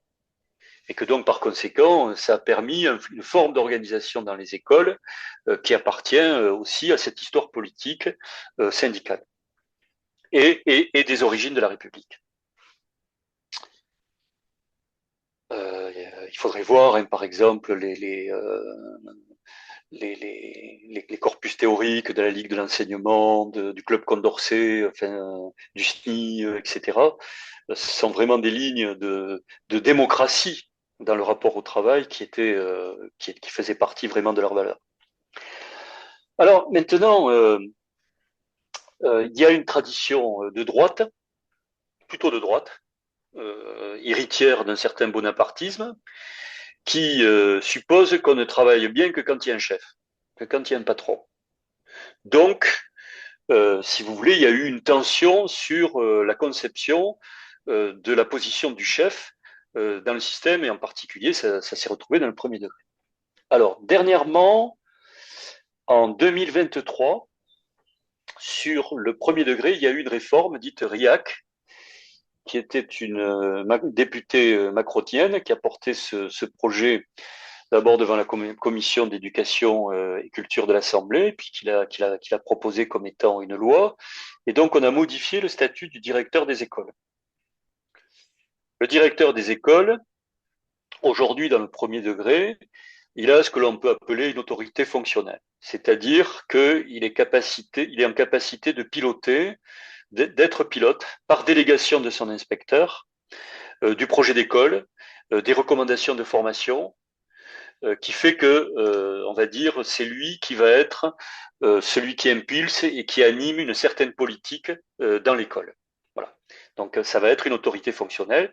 Il va bien sûr ne pas avoir l'évaluation des personnels, et puis il ne va pas avoir non plus on va dire, l'organisation du travail en termes de décision, d'affectation d'un institut, d'un professeur des écoles en plus ou d'un professeur des écoles en moins. Là, il n'a aucune incidence, si vous voulez, sur ce genre de décision. Ça, c'est pour le premier degré. Pour le deuxième degré, il y a un pilotage où je l'ai indiqué précédemment. Il y a eu il y a eu une augmentation du pouvoir du chef d'établissement dans le second degré. Et la tendance d'ailleurs, des politiques d'ailleurs, que ce soit, on va dire, à la gauche euh, du centre, centre-gauche, les sociodémocrates en quelque sorte, jusqu'à la droite, je ne parle même pas de l'extrême droite, qui sont sur une conception sur laquelle on devrait donner encore davantage d'indépendance au pilotage de l'établissement, davantage d'autonomie sous l'autorité d'un chef. Donc il y a une conception comme ça de verticalité de proximité qui est vraiment dans l'esprit de beaucoup de politiques par rapport à une évolution possible. Et ça vient se croiser d'ailleurs, j'en parlerai, avec une évolution du libéralisme comme étant une forme d'organisation du système scolaire qui est une tendance vers laquelle on va. Voilà. Et tout ça, pareil, hein, ce sont des agencements qui s'accrochent les uns avec les autres et qui font ce que je pourrais appeler des dispositifs de pouvoir qui font les particularités d'une période. Bien. Alors, au niveau du second degré, je ne peux pas faire le tour de la question. Après, je ferai une mise en scène. Hein. Je ferai une sorte de théâtralisation du pilotage. Ça devrait amuser les auditeurs. Il y a deux lignes de pouvoir, si vous voulez, qui ont été accentuées. C'est donc l'évaluation. J'en ai parlé dans le chapitre précédent, hein, où il y a une contribution du chef d'établissement qui intervient davantage sur le respect on va dire, des horaires, de l'organisation du travail, de son implication dans l'équipe, de sa capacité à mener des projets dans l'établissement. L'évaluation du chef d'établissement va être moins pédagogique que pour l'inspecteur, mais elle va davantage se porter sur ces dimensions-là. Mais il a ce pouvoir d'évaluation qui lui a été donné depuis 2018. Et puis, et c'est là que, si vous voulez, il y a une véritable augmentation du pouvoir du chef d'établissement dans le second degré, c'est que on développe des parts du travail qui sont des parts du travail choisies. Il y a le statut du fonctionnaire, l'agrégé doit 18 heures, plus un certain quota d'heures supplémentaires, le certifié, etc. Ça, c'est son obligation de travail. Et puis, le professeur peut prendre d'autres missions en plus, selon son choix, et on ne peut pas lui imposer d'autorité. La mission de professeur principal, mais ce qui s'est développé ces derniers temps, de façon très volumineuse dans le lycée professionnel, beaucoup dans les collèges et aussi dans les lycées, c'est ce qu'on a appelé le pacte. Qui donne le pacte, ce sont des tranches de travail, si vous voulez, sur de l'accompagnement d'élèves, souvent de l'accompagnement de la difficulté, du remplacement des professeurs absents, voilà. Et ça se traduit en briques qui accorde, si vous voulez, une part de salaire de 1200 et quelques euros à partir du moment où on accepte une brique ou pas. Ce qui fait qu'à ce moment-là, il peut y avoir une négociation entre le chef d'établissement, si vous voulez, les enseignants qui choisissent, dont on pourrait dire que c'est une part libéralisée de l'organisation du travail à la marge de l'obligation de travail du fonctionnaire. Et donc, on va dire, on voit que l'angle est en train de s'ouvrir sur une façon de fonctionner dans l'organisation du travail qui est un peu différent que celle des strictes obligations qui sont à exécuter et appliquer. Bien. Alors il y avait d'autres choses qui existaient déjà en dehors du pacte, mais on va dire que le pacte a créé une véritable poussée dans cette direction-là. Et vous avez des enseignants. En France, c'est une caricature. Je crois que c'était le champion des briques. Hein. Je crois qu'il en avait accepté 17. 17 à 1200 euros, ça lui faisait un salaire assez intéressant quand même. Hein. Bon, voilà. Mais ça, une exception presque obscène, quoi, hein, C'est un dans stakhanoviste son. Voilà, de voilà, la brique. voilà, voilà. Donc voilà, c'est staccanoviste de la brique. Mais c'est pour dire hein, qu'il y a quand même, si vous voulez, une latitude qui existe. Ça, si vous voulez, c'est en termes de pouvoir, c'est une évolution qui s'est prise dernièrement et qui indique des tendances hein, par rapport à ce qui est en train de se développer. Bon, maintenant que j'ai posé un certain nombre des termes du premier degré, du second degré, je vais venir maintenant à une sorte d'abord de mise en place d'un décor, presque en faisant la mise en scène, pour que les auditeurs ne s'ennuient pas trop et qu'on comprenne ce que je suis en train de raconter. Les vacances d'été viennent de passer. Juillet, août. Et nous sommes soit le 30 août, soit le 1er septembre, et l'on fait ce que l'on appelle la pré-rentrée. Donc les enseignants arrivent, on se retrouve dans une sorte d'ambiance un petit peu comme les entrées des enfants, c'est-à-dire qu'il y a une sorte de brouhaha tout à fait particulier qui est celui des retrouvailles dans ce moment-là, et puis on s'installe dans une grande salle ou dans un amphithéâtre quand on en dispose dans un établissement scolaire, ce qui a été mon cas, puisque j'ai été proviseur de lycée principal de collège. Et là, que fait-on? Eh bien, on présente les résultats et les indicateurs de résultats. Alors, les résultats, ce sont les résultats d'examen, mais les indicateurs, ça peut être des indicateurs de réussite ou d'échec à l'intérieur de disciplines. Voire même, vous pouvez avoir des indicateurs qui sont des indicateurs d'incivilité, de problèmes de comportement qui ont pu se poser dans l'établissement. Vous avez, dans un établissement scolaire, toute une batterie d'indicateurs. Alors, et le chef d'établissement, son travail, ça consiste à piloter l'établissement grâce à ces indicateurs, à montrer les pôles positifs, les pôles négatifs, et à proposer une stratégie d'axe en fonction des positifs et des négatifs. Et ensuite, il a un certain nombre de réunions qu'il peut organiser pour préparer cette démarche de projet en fonction de ces indicateurs. Bien. Là, on a l'impression que tout est normal. Bon. Première observation dans cette scène, Quand vous êtes proviseur, si vous n'êtes pas dupe des gens qui sont en train de vous écouter, là, on est dans le pratico-pratique, hein, dans le descriptif. Hein. On fait un petit paysage là.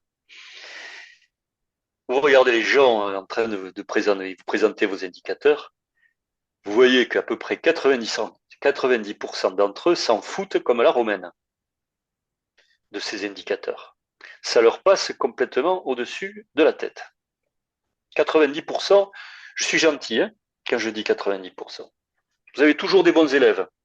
Hein, je l'ai dit dans la servitude volontaire, c'est la reproduction du côté des acteurs et ça fait partie du système. Vous avez toujours des bons élèves, les, les bons soldats de l'institution. Toujours, il y en a toujours de cela. Mais vous en avez 90%, vous voyez très bien, qui se contentent d'être polis quand ils vous écoutent, quand ils sont polis, parce qu'ils peuvent ne pas l'être.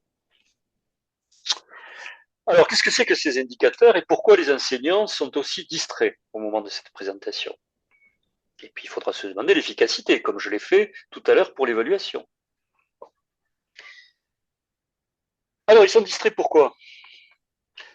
Parce que ces indicateurs, ça consiste en quoi? C'est de la culture de cadre, qui consiste à établir des comparaisons entre son établissement et un territoire, petit ou grand d'ailleurs. Commune, département, nation, etc. On se situe à tel endroit et donc on fait de l'auto-évaluation par le positionnement des indicateurs, par comparaison des résultats entre des ensembles de territoires. Voilà. Et le pilote a ces outils-là pour conduire son bateau, c'est-à-dire son établissement, dans le cadre de son autonomie, où il va développer un projet d'établissement. Pourquoi les profs n'écoutent pas ça? Ces comparaisons de petits territoires, moyen territoire, grand territoire. Et on va toujours être très descriptif et on va partir du sol. Parce que le lendemain, ils vont recevoir leur classe, qu'il va y avoir une charge mentale par rapport à l'appropriation des données de tous ces élèves qui reçoivent, qui passent sur les 2-3 premiers jours, qui fait que entre la nature de ce travail-là et les charges mentales, ne serait-ce que de celle de la rentrée, sur la présentation de ces indicateurs, il y a une dissymétrie absolue. Et puis ensuite, l'enseignant, son problème, ça va être, avec beaucoup de charges de travail, de conduire ses classes, et que donc les horizons comparés sur des ensembles qui sont celui du cadre, c'est pour lui loin du centre de son activité. Voilà. Alors, euh, on a tout fait pour que ces indicateurs ils rentrent dans la tête des gens, hein, pour qu'ils comprennent que c'était comme ça qu'il fallait gérer. Hein. On va y revenir hein, avec les évaluations nationales, etc. Enfin, tout ça est lié. Tout est enchaîné dans ce fonctionnement-là. Et c'est ça qu'il faut comprendre en termes d'agencement et de système, si on veut comprendre où on est dans cette affaire-là. Alors, déjà, je vous ai indiqué qu'en termes de charge de travail et puis de référence, de repérage au travail, entre la culture du cadre et la culture de l'enseignant par rapport à son activité, on ne s'est pas rendu compte, si vous voulez, qu'on était sur les mêmes valeurs. Hein, on n'est pas sur les mêmes valeurs. Mais on continue, hein, parce que ça fait 30 ou 40 ans, si vous voulez, qu'on pilote avec des indicateurs comme si ça fonctionnait. Hein. Le système va mal, on continue à piloter avec ce type de stratégie-là, mais on ne s'est pas posé la question de pourquoi ces indicateurs, ils n'étaient pas un mode de pilotage qui faisait progresser les équipes. Hein. On continue. Vous voyez, phénomène de reproduction des formations de pouvoir dans un système, indépendamment des situations de réalité. Alors, demandons-nous maintenant quelle est la signification de ces indicateurs? D'où ça vient? Qu'est-ce que ça veut dire en termes d'évaluation? Et qu'est-ce que ça empêche? Déjà, j'ai un peu indiqué que ça ne servait pas à grand-chose hein, par rapport au pilotage des enseignants, que ce n'était pas très efficace. Mais au-delà de ça, essayons de faire comme une sorte d'épistémologie des indicateurs pour se rendre compte quelle est leur signification dans la construction de ce système. Ça vient d'où les indicateurs? Les indicateurs, c'est très clair. Ça vient du monde de l'entreprise. C'est-à-dire que devant une question de productivité, entre une productivité et un bénéfice.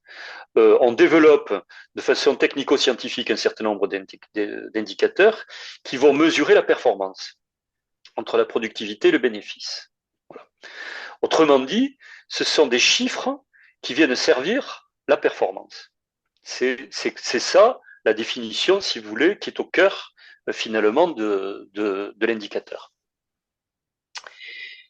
Et donc, c'est d'une certaine manière une logique qui est une logique de type entrepreneurial qui a migré vers le service public. Les policiers ont été gérés comme ça, la justice a été gérée comme ça, les hôpitaux ont été gérés comme ça, l'éducation nationale a été gérée comme ça, et on est envahi d'indicateurs Oui, on sait qui par exemple que sont, les policiers doivent faire du chiffre, on leur demande voilà, voilà, sous Sarkozy, si vous voulez, il ne pilotait tout le temps qu'avec des indicateurs. Et lui particulièrement. Les policiers s'en souviennent. Hein. En plus de leur avoir enlevé les policiers de terrain par milliers, ils se souviennent aussi de ce ministre de l'Intérieur. Mais passons. Quoi qu'il en soit, comment se fait-il que ces logiques de performance de l'entreprise sont venues migrer dans le service public par le biais des grandes écoles. C'est-à-dire que ce sont les hauts fonctionnaires, énarques, etc., qui sont susceptibles de passer d'ailleurs du monde du privé au monde du public, qui ont créé comme une sorte de doxa du pilotage du service public, qui est venu complètement envahir le fonctionnement du service public. Et donc, dans un établissement, dans la relation directe que l'on a avec des enseignants, on retrouve ces migrations de comptabilité de performance, si vous voulez, telles qu'elles étaient modélisées dans le monde de l'entreprise. Quel est le circuit par lequel c'est passé? euh, On retrouvera hein, à d'autres niveaux cette migration du monde de l'entreprise dans la question de l'enseignement sur des sujets fondamentaux. Hein. Mais là, on l'a au niveau du pilotage, qui est le sujet d'aujourd'hui. Alors, vous prenez une autre illustration de ce pilotage. Il y a eu une loi des finances qu'on a appelée la LOLF, qui a comptabilisé, si vous voulez, tout acte, si vous voulez, du service public en chiffres et en efficacité performance. L'objectif de cette loi des finances étant de réduire le fonctionnariat pour des questions de finances publiques, pour le coup, et donc le biais des indicateurs était une façon de cultiver la maigreur au nom de l'efficacité. C'est cette logique-là qui a été employée pendant toute cette période et qui continue d'être employée. dégraisser le mammouth. Je signale, voilà, dégraisser le mammouth. Encore que ça, c'était encore plus ancien comme formulation par rapport à la LOLF.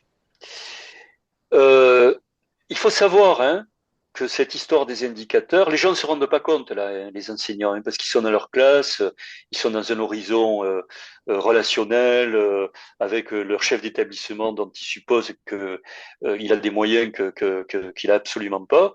Mais vous basculez du côté des inspections académiques, des directions académiques et des rectorats, vous avez des secrétaires généraux qui sont en quelque sorte les grands argentiers, si vous voulez, des systèmes qui pilotent avec des tableaux de bord.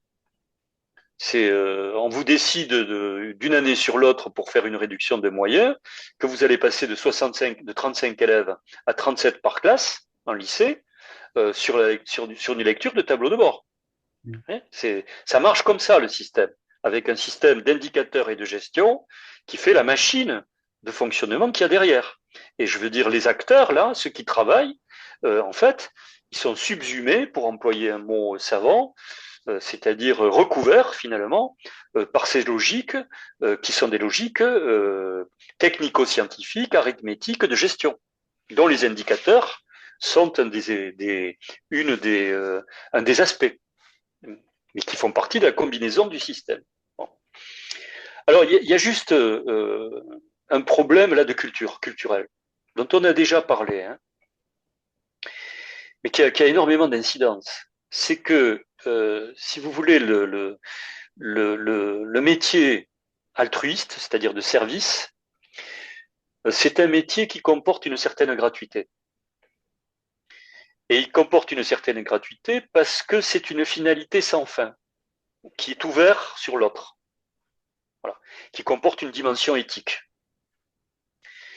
Et plutôt que de cultiver, si vous voulez, cette langue éthique dans le pilotage, donc je parlais tout à l'heure de la collégialité de l'évaluation, par exemple, qui est une dimension de partage, prise dans le relationnel, on vient finalement cette éthique la corréler à la dimension d'une stratégie qui est une stratégie de performance.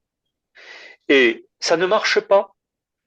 C'est-à-dire que là, c'est une raison pour laquelle les enseignants ne rentrent pas dans la logique des indicateurs. Et Bah, ça, la culture des cadres, ils n'y rentrent pas, mais est-ce qu'ils y rentrent, est-ce qu'ils y rentrent pas mais sans forcément s'en rendre compte. Par exemple, un exemple type, quand les enseignants surnotent certains élèves pour pas être trop pas être embêtés par certains parents qui pourraient vous voyez, qui pourraient un peu alors, venir. cette histoire de la surnotation, oui, alors l'histoire de la surnotation fait que, étant poussé par la performance, il peut y avoir un cynisme des évaluations qui est lié à ça, mais il y a aussi d'autres raisons, hein. Si vous voulez, sur la question de la surévaluation des élèves, on en parlera le jour où on fera l'émission sur les professeurs, proprement dit, sur cette question de la surévaluation. Parce que là, il y va de la fausse bienveillance, et la fausse bienveillance vient servir des idéologies. Et tout ça est imbriqué entre les indicateurs et les fausses idéologies, si vous voulez, l'enseignant doit servir. Ça fait le système dont je suis en train de Oui, parler. tout se tient, C'est ça on que peut pas les j'essaye de... comprendre de manière indépendante. Voilà. C'est, c'est, tout ne se tient pas parce que ça craque. Mm. Le réel est toujours ce qui a le dernier mot dans les systèmes.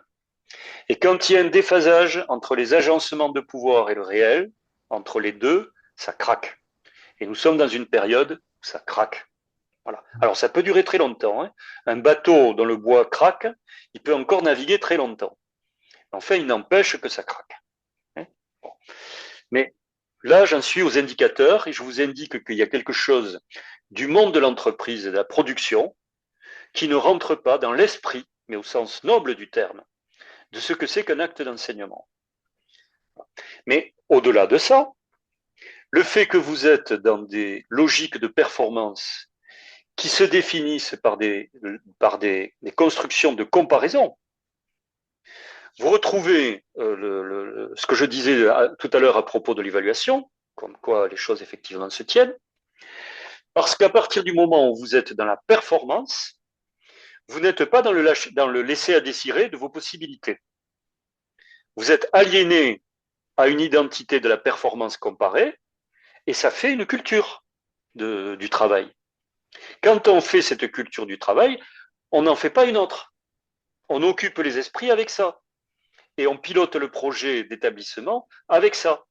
On ne pilote pas le projet d'établissement avec, par exemple, une question qui va être, et dites donc, et si la machine à café dans le couloir était plus importante que la performance? Vous vous rendez compte l'hérésie qui est la mienne de mettre en vis-à-vis la question de la machine à café dans le couloir par rapport à la question de la performance des élèves? Mais monsieur Coste, vous n'y pensez pas. Pourtant, c'est ce vers quoi je vous oriente vers une autre façon de penser et une autre manière de considérer le pilotage, hein. C'est-à-dire qu'il y a des questions de climat qui sont dans la dimension des signes faibles, des interprétations, de la façon dont les gens sont capables de problématiser leur situation, qui doit se verbaliser, qui doit s'exprimer, qui doit se conceptualiser et qui fait un autre type de pilotage jusqu'à la machine à café. D'accord? Voilà. Et donc, vous voyez le grand écart qu'il y a entre la charge mentale des profs devant leur classe, ce que j'appelle l'interprétation des signes faibles et de la problématisation en situation partagée entre les uns et les autres, sur des valeurs communes, et puis la logique des indicateurs. Vous avez là des grands écarts entre les conditions de pilotage et d'autres façons de penser. Hein. Et c'est ce à quoi je vous invite à réfléchir par la façon dont je fais l'analyse des pilotages de ce système. Mais alors, cet écart énorme, est-ce qu'il n'est pas lié, enfin, il est probablement lié au fait que en France, comme on pilote tout depuis le ministère de l'Éducation nationale, on se retrouve dans une forme d'abstraction, c'est-à-dire qu'on a des chiffres. Alors que si on déléguait, je sais pas, à l'échelle des collèges et des lycées, on serait un peu plus dans un rapport un peu plus humain aux choses et on pourrait comprendre les problématiques, etc. Donc le fait de gérer de loin fait aussi Alors, on gère je, des chiffres. question très intéressante que vous me posez, Omar.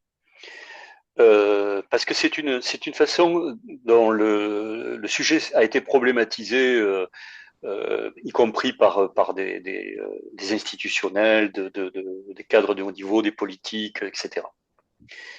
Vous repassez finalement vers des problèmes qui ont déjà été visités.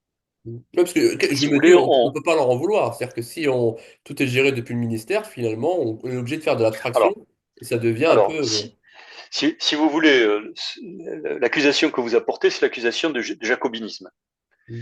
C'est-à-dire qu'à partir du moment où il y a centralisation, il y a une telle masse entrepreneuriale devant qu'inévitablement, c'est un technocentrisme qui opère avec le jacobinisme. Il y a une collision, une contiguïté entre les deux notions. C'est la raison pour laquelle, si vous voulez, depuis Edgar Faure, hein, ça remonte très loin, il y a eu un processus de décentralisation, si vous voulez, des pouvoirs sur les régions, sur les rectorats, sur les départements, sur les directions académiques et sur les établissements. Donc ça, c'est une évolution de l'organisation du service public, si vous voulez, qui est à l'œuvre depuis plus de 40 ans maintenant. Bon. Sauf que le problème, c'est que si vous déplacez les problèmes à des échelles différentes, plus réduites, mais que vous reconduisez les mêmes logiques de pouvoir du macro vers le micro, finalement, vous allez retrouver les mêmes effets pervers à tous les échelons. Et donc, au niveau ça va nous permettre de voir ça, au niveau de ce que l'on appelle l'autonomie de l'établissement. On prétend aller vers l'autonomie de l'établissement. Donc, il y a une culture du projet d'établissement. Je pourrais longuement vous en parler de ça. Le projet d'établissement depuis plus de 30 ans, là. Et peut-être On même fait des revoir pro la carte scolaire, projet, etc. projet d'établissement. Alors, il y a eu les projets d'établissement, il y a eu les contrats d'objectifs. Alors, il fut une époque, il fallait faire le projet d'établissement dont le contrat d'objectif était une émanation. À un moment donné, y compris les chefs d'établissement, ils y ont perdu leur latin entre la couche projet d'établissement et le contrat d'objectif. Enfin, peu importe. Et puis, la hiérarchie devait rentrer en dialogue avec ces contrats d'objectifs et que c'était un mode finalement d'échange entre le haut et le bas, entre l'autonomie de l'établissement et puis le territoire au-dessus. Je pourrais longuement vous parler de ces va-et-vient de l'autonomie, mais d'abord, en ce qui concerne, je voudrais m'arrêter sur la notion d'autonomie de l'établissement. L'autonomie, c'est un concept très largement travaillé dans la philosophie morale de Kant. C'est la loi que l'on se donne à soi-même. D'accord? Auto, nomos, loi, auto à soi. Bon. Donc, l'établissement, quand il prend ses indicateurs et qu'il mesure, si vous voulez, sa situation sur des pôles positifs, qui fait sa propre analyse et qu'il met en œuvre ses contrats d'objectifs et ses stratégies, il est autonome. Il se donne à la loi à soi-même. Keneni, c'est là qu'il y a que le malin est dans les détails.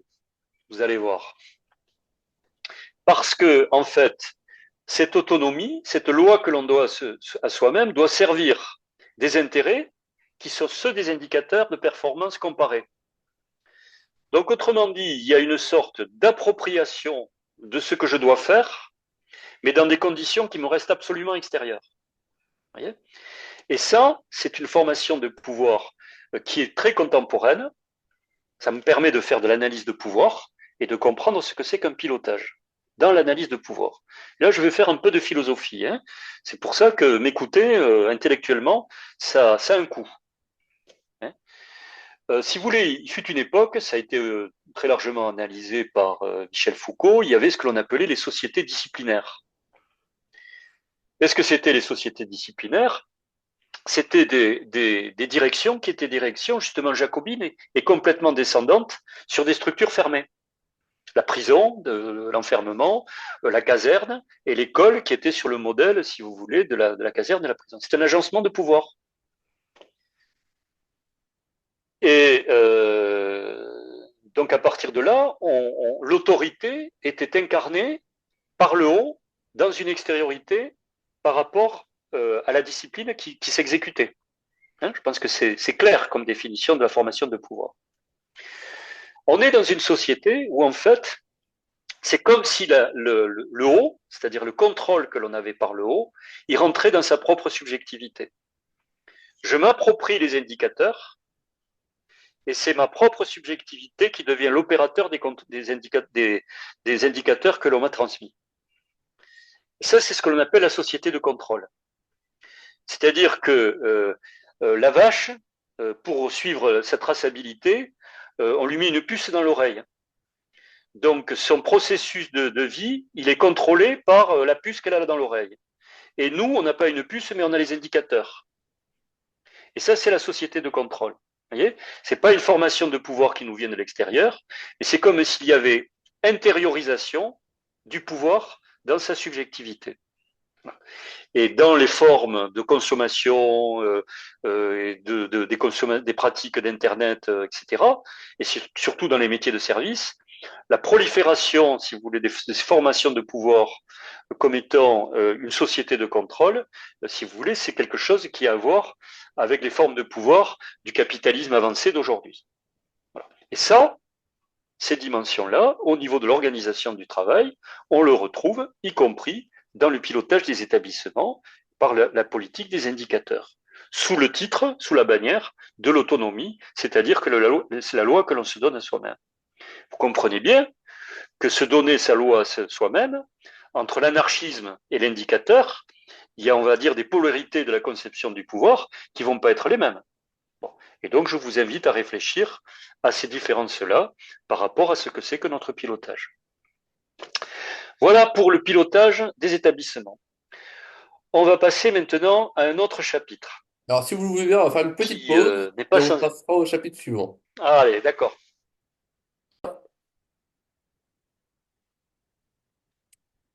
Alors maintenant, en quatrième partie, on va aborder la question des inspecteurs généraux.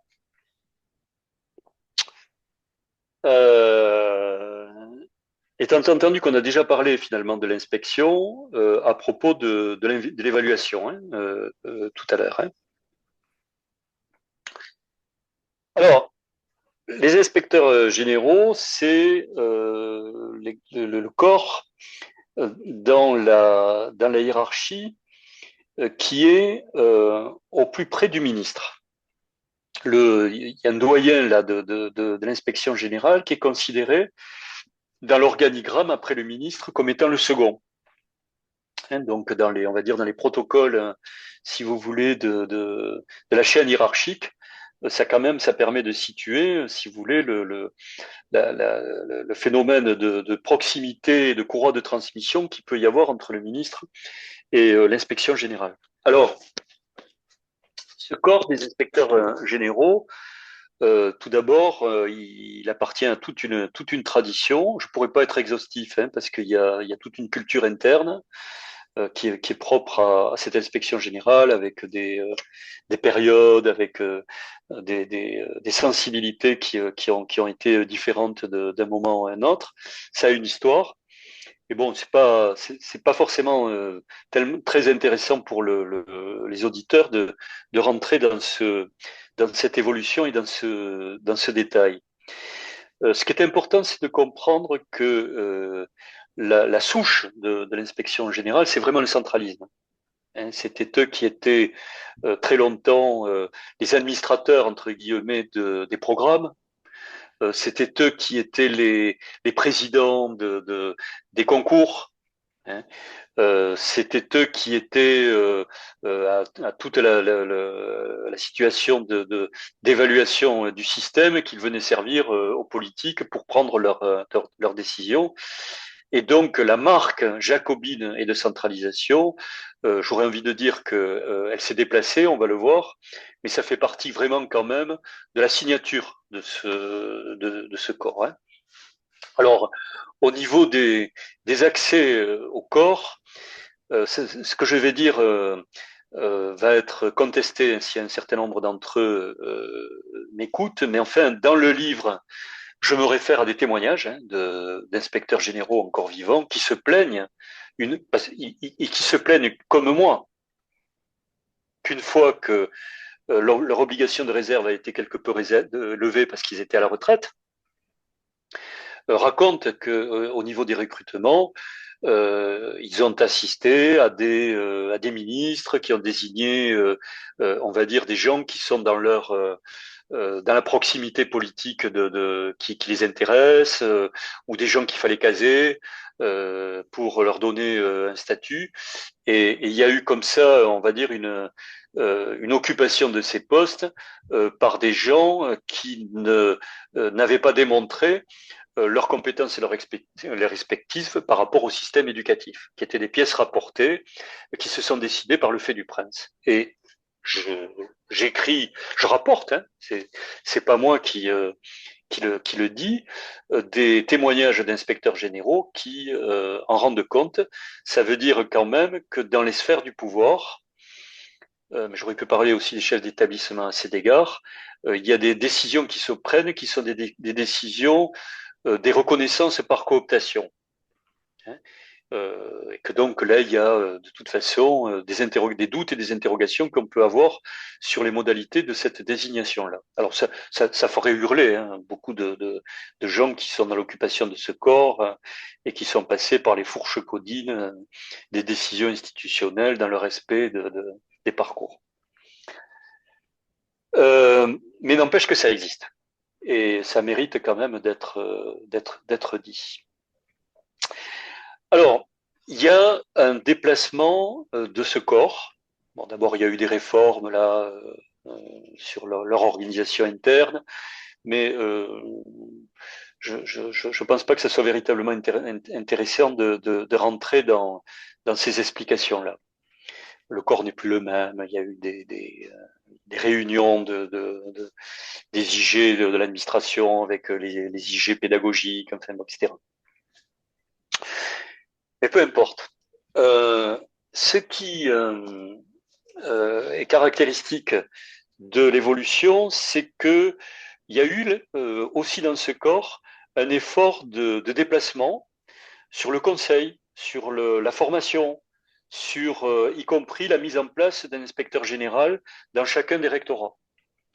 Donc on va dire que le cœur de la toile d'araignée a aussi un certain nombre de fils qui vont sur les terrains hein, et qui sont à disposition des terrains dans les rectorats, ce qui démontre la volonté de la décentralisation.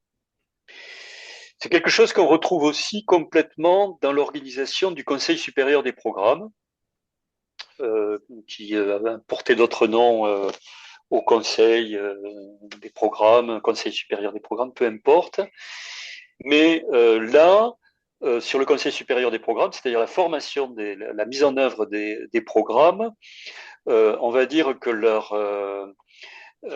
omnipotence sur les programmes a été délogée, puisque le Conseil supérieur programme est constitué de 18 membres, où il y a des inspecteurs généraux. La présidente du Conseil des programmes d'aujourd'hui est une inspectrice générale d'ailleurs de philosophie, aux dernières nouvelles. Hein. Il se peut que c'est changé, mais c'est assez récemment. Donc il y a des inspecteurs généraux, mais il y a aussi des élus. Il y a des personnes du Haut Conseil économique dans ce Conseil supérieur des programmes, et que donc ils viennent plus damer le pion d'autres types de personnes par rapport à la formation des programmes. Donc on voit bien qu'il y a une volonté quand même le corps de l'ouvrir et de le décentraliser. Ça existe indéniablement. Alors maintenant, ce qui est important de comprendre, c'est que ce corps des inspecteurs généraux, ce sont eux qui ont autorité sur les corps d'inspection, que ce soit les inspecteurs régionaux, les IPR ou les inspecteurs de l'enseignement, de l'éducation, les IEN du premier degré. Donc malgré tout, il y a une conception très hiérarchisée des corps dans l'éducation nationale et quelquefois, par provocation, je dis, au moins autant que dans l'armée. Et les phénomènes de soumission et de dépendance hiérarchique de l'étage au-dessous par rapport à l'étage au-dessus est assez extraordinaire. Témoignage, j'aime pas trop témoigner comme ça, mais j'ai vraiment vu dans des observations que j'ai pu faire presque des frilosités enfantines en termes de dépendance de carrière par rapport à la question hiérarchique, en particulier dans l'encadrement. La sensibilité, l'hypersensibilité aux phénomènes hiérarchiques dans les postes d'encadrement sont sans doute plus importants que chez les enseignants, paradoxalement. Voilà. Et la sphère de l'inspection générale à cet égard est, j'aurais presque envie de dire, une bulle spéculative en hauteur par rapport à cette représentation de la ligne hiérarchique. Donc il y a une fonction symbolique très très forte. Voilà un peu pour présenter quelques éléments, si vous voulez, du corps. Alors maintenant, ils écrivent des rapports qui sont susceptibles d'être mis à la saisie du ministre, d'ailleurs, le plus souvent, qui permet aux politiques ensuite d'être instruits de ce qui se passe dans le système de façon à prendre leurs décisions. Alors maintenant, dans le livre, je fais état d'une question de la rédaction de ces rapports qui, d'une certaine façon, est significative par elle-même. Dans une période, si vous voulez, de 5 années, qui remonte un peu dans le temps, j'ai pas les chiffres sur les 3-4 dernières années, hein, mais on était sur 5 ans à peu près à 85 rapports. 85 rapports. Les 5 années d'après, on passait à un chiffre de 250 rapports. Et vous voyez, tout à l'heure, je vous ai parlé de l'évaluation. Et je vous ai dit une évaluation tous les 7 ans. Tout le monde est capable de comprendre qu'une évaluation tous les 7 ans ne peut pas avoir une utilité. Maintenant, vous imaginez la rédaction de 250 rapports et vous vous demandez qui c'est qui les lit et quelle utilité ça a. La présentation simple des volumes de rapports que je vous indique démontre leur absurdité en termes de sens qui peut être donné au fonctionnement du système. Et donc ça témoigne aussi d'un travail qui est ce que j'appelle, moi, celui des fonctionnaires sans main. Il y a les fonctionnaires qui sont dans la production des services en direct, et puis il y a des fonctionnaires sans main. Et le corps de l'inspection générale, qui produit 250 rapports, ne peut pas être dans une efficacité au terrain. Ensuite, quand on lit toujours les témoignages des gens qui sont partis, sur lesquels je m'appuie, parce que comment rentrer dans cette sphère-là d'un corps qui est un corps qui est un peu fermé sur lui-même par rapport à la lecture que l'on peut en faire. Les enseignants ne se rendent pas compte de ce à quoi ça consiste et quels sont les effets sur le système. Alors quand on lit ces témoignages, je cite là, c'est pas moi qui parle, je rapporte des témoignages écrits par des inspecteurs généraux qui sont passés à la retraite. Ils disent la chose suivante. Quand on fait des rapports, on est pris dans une sorte de dépendance de la demande du ministre qui fait qu'il y a des problèmes que l'on rencontre ou des questionnements ou des réflexions dont on ne rend pas compte, sur lesquels on ne s'exprime pas pour rentrer dans le sillage de la demande du ministre. Et donc là, vous voyez la collision qu'il peut y avoir entre la sphère politique et la sphère de l'inspection générale sur des phénomènes d'aliénation à des parcours de carrière, en fait, où la loyauté au ministre, c'est la face externe du sujet, mais que la face implicite de la loyauté, c'est la carrière à laquelle je tiens. Et qui fait qu'il y a un certain nombre On de dirait un problèmes. système soviétique. C'est-à-dire que il faut quand même se dire, si vous voulez, que dans ce corps qui produit des normes en France, ces corporatismes qui produisent des normes, il y a un problème en termes de fonctionnement. Et malheureusement, le système éducatif français fait partie de ce mode de pilotage. Comme on est dans le chapitre des pilotages, si vous voulez, je le pointe du côté du fonctionnement de l'inspection générale. Et on voit comment, en fait, il y a des productions de discours qui peuvent se faire sur des agencements de pouvoir entre le ministre et l'inspection générale, qui sont des empêchements à la problématisation du réel. Voilà. Et c'est à force de ces conduites internes de pouvoir que vous pouvez avoir des phénomènes de déphasage entre les productions, si vous voulez, de normes ou de circulaires ou de règles, et puis, si vous voulez, la parole des enseignants qui vivent un certain nombre de problèmes à un autre niveau. Et donc, il y a bien une question qui est celle du bas et du haut dans la circulation, si vous voulez, de la production du travail global. Et ce que je vous indique par ces petits témoignages, ça peut paraître anecdotique, mais ça fait sens en termes des condensations qui peuvent se prendre, des formations de pouvoir, par rapport à des problématisations qui sont susceptibles d'être vécues ailleurs, à d'autres niveaux. Voilà. Je fais état à un moment d'un chiffre, ça remonte un peu loin, hein, mais parce que je n'en avais pas de plus récent, où il y avait quelqu'un qui avait compté le nombre de circulaires qui avaient été publiés dans une année. Je crois qu'on atteignait 250 circulaires dans une année pour le système éducatif. Voilà. Ces chiffres parlent tout seuls. Ce sont des chiffres ventriloques qui nous expliquent comment le monde spéculatif parle tout seul, sans la voix des acteurs, Oui, c'est-à-dire qu'en fait, qui sont. c'est irrationnel. Il y a une inflation circulaire et que personne ne peut les prendre en compte en réalité. Et du coup, voilà, il faut produire pour produire, mais en fait, il n'y a rien dessous.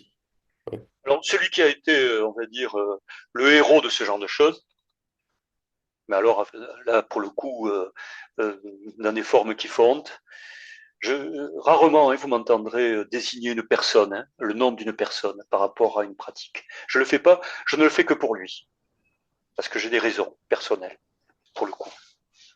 Mais celui qui a été enfin, vraiment la caricature de ce phénomène, c'est Blanquer, qui lui, non seulement avait le corps d'inspecteurs généraux, mais a fait appel à des services extérieurs pour faire des analyses du système qui ont été payées à des centaines de milliers d'euros et qui ont été publiés, ce qui est ça produit presque un effet comique, qu'en anglais.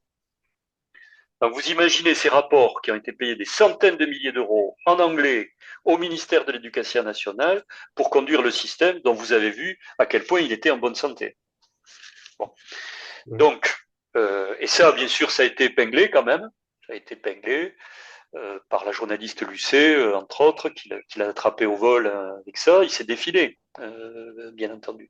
Et ça témoigne quand même qu'il y a un mode opératoire spéculatif au niveau de ce ministère qui est largement reproduit par les hauts fonctionnaires à ce niveau-là, et qui se retrouve dans les coûts de ces rapports, là, ceux de Blanquer, qui font honte, hein, il faut bien le dire, mais aussi par le nombre de circulaires, par le nombre de rapports qui sont publiés, qui ne sont pas assimilables. Qui ne sont pas assimilables. Les embrayages de gestion entre les différents niveaux sont indigestes. Bon. Alors, par rapport à ça, aussi sur le corps des inspecteurs généraux, ils ont un empilement de missions. C'est vrai dans les inspecteurs qui sont dans les rectorats d'ailleurs. Hein. Ils sont multicasquettes, comme je l'ai dit tout à l'heure pour les corps d'inspection. Sauf que ensuite, comme ils ont des missions, ils font descendre leurs missions dans les établissements scolaires Alors on était arrivé à un stade, c'était presque ubuesque comme situation. Tous les jours, vous aviez une fête à célébrer. Celle de la laïcité, celle de la lutte contre l'homophobie, celle de la diététique du schmoll, et tout le long de l'année, vous aviez comme ça des missions descendantes, et donc quand vous vouliez faire carrière, vous faisiez votre marché des missions institutionnelles qui étaient descendues pour vous mettre dans une certaine visibilité. Et à ce moment-là, voilà comment les formations de pouvoir sont susceptibles de marcher entre les différents niveaux de l'encadrement. Et donc, il y a un phénomène de dispersion qui tient aussi à la multiplication des bureaux, qui fait qu'ensuite, dans le fonctionnement du système éducatif, on rentre dans des complexités d'action qui ne sont pas, qui perdent l'essentiel, qui ne permettent pas de hiérarchiser les ordres d'importance. Alors on va faire on va dire des projets qui sont des projets périphériques par rapport au cœur de métier, quoi, en quelque sorte. Et là, il y a un phénomène de dispersion qui tient aussi à l'organisation du ministère à ce niveau-là. Donc voilà, si vous voulez, ce que je peux dire assez rapidement sur l'inspection générale, mais qui permet de mettre en évidence comme ça qu'il y a vraiment un phénomène de poche au niveau de la superstructure, qui a de nombreuses incidences, si vous voulez, sur le terrain. Parce que si je reviens au pilotage des chefs d'établissement, dont je n'ai pas parlé même de leur système d'évaluation et la façon dont ils faisaient carrière, mais c'est aussi par des pistes de cet ordre-là qui viennent instrumentaliser le travail de la communauté pour eux-mêmes, d'une certaine façon, être dans les lignes de l'institution et pour être dans une certaine visibilité qui va être validée, puisque c'est la demande, si vous voulez, de la hiérarchie par rapport au terrain. Et donc là, il y a tout un pilotage qui organise une instrumentalisation des pratiques par rapport au projet au niveau des terrains. Et ça, les enseignants, qui ne voient pas cette partie cachée de l'iceberg, ne se rendent absolument pas compte des motifs, des modalités de cette instrumentalisation dans lesquelles ils sont susceptibles d'être pris.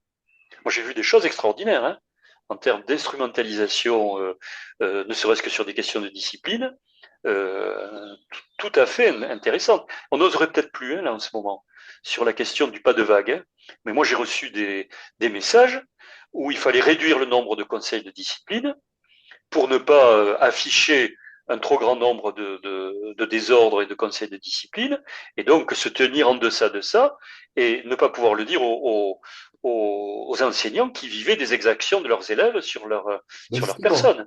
justement, il y a un certain nombre d'enseignants qui souvent disent C'est moins vrai, hein, en ce ouais, moment il faut attention, hein, parce que l'histoire de Samuel Paty, on joue pas trop là. Hein. ouais. Mais justement, mais ce qui est marrant, c'est que ce que les enseignants disaient souvent, c'est que au niveau de la discipline, on peut rien faire finalement parce qu'on est bloqué par le chef d'établissement qui est dans le pas de vague, etc. Donc en fait, voilà, il n'y avait pas de conseil de discipline ou pas assez, etc. On ne pouvait pas sanctionner comme on voulait les élèves parce que finalement, il y avait une politique des chiffres, etc. Ça. Je peux dire très clairement qu'il y a eu un certain nombre de textes qui sont passés ici et là, qui demandaient à ce qu'on mette la pédale douce par rapport au nombre de conseils de discipline, aux exclusions des élèves. Et puis, on s'est retrouvé également dans des pratiques où il fallait développer de tels accompagnements en amont des conseils de discipline que pour s'engager dans un conseil de discipline, on avait une probabilité que de toute façon il soit cassé en appel, qui était de telle que avant de s'aventurer dans un conseil de discipline, on avait les pieds et les poings liés par rapport à ça. Voilà. Et là, il y a tout, évidemment, tout un fonctionnement, si vous voulez, derrière, qui est un pilotage de pouvoir pour gérer des situations, etc. Depuis que il est avéré que le milieu enseignant, pour des raisons diverses, vit des violences qui sont connues par le public, qu'il y a une souffrance au travail dans ce milieu-là, il y a une précaution qui est prise, un scrupule qu'il n'y avait pas il y a 10 ans. Il y a quelque chose qui a bougé par rapport à ça. Voilà, alors, je vous ai parlé de l'inspection générale, hein, en résumé, nombre de circulaires, dépendance hiérarchique au ministre, euh, prolifération des missions qui instrumentalisent les actions de terrain, dissociation entre la rédaction du haut fonctionnaire par rapport au vécu du terrain, qui fait qu'il y a toute une part de la problématisation qui se perd dans les tours, en quelque sorte, du ministère. Ça fait partie quand même des raisons du pilotage du système dans lequel nous sommes. Peut-être que, Omar, on pourrait arrêter là. Hein, Oui, bah, c'est j'aborde le... ce que j'allais vous proposer, oui. Voilà. Hein, Parce que parce que là, on en est à quoi? Au cinquième chapitre, le là. prochain, c'est le réformisme accéléré et le ministre. D'accord. Bon, la prochaine fois, on en refera une et puis on pourra terminer un peu sur cette question et effectivement et passer aux enseignants, peut-être se concentrer sur la question des enseignants. Je pense que ça pourrait être ouais, effectivement très, très Ça peut intéressant. être un sujet, ça peut être un sujet qui intéresse, ça. Ouais, Hein, ouais, la question des enseignants, tout à fait. très bien. Eh bien, écoutez, dans ce cas-là, alors je sais pas quand, peut-être vendredi prochain, on verra bien. On se mettra. Et merci à la patience des spectateurs qui m'écoutent et à Omar qui me supporte. Voilà.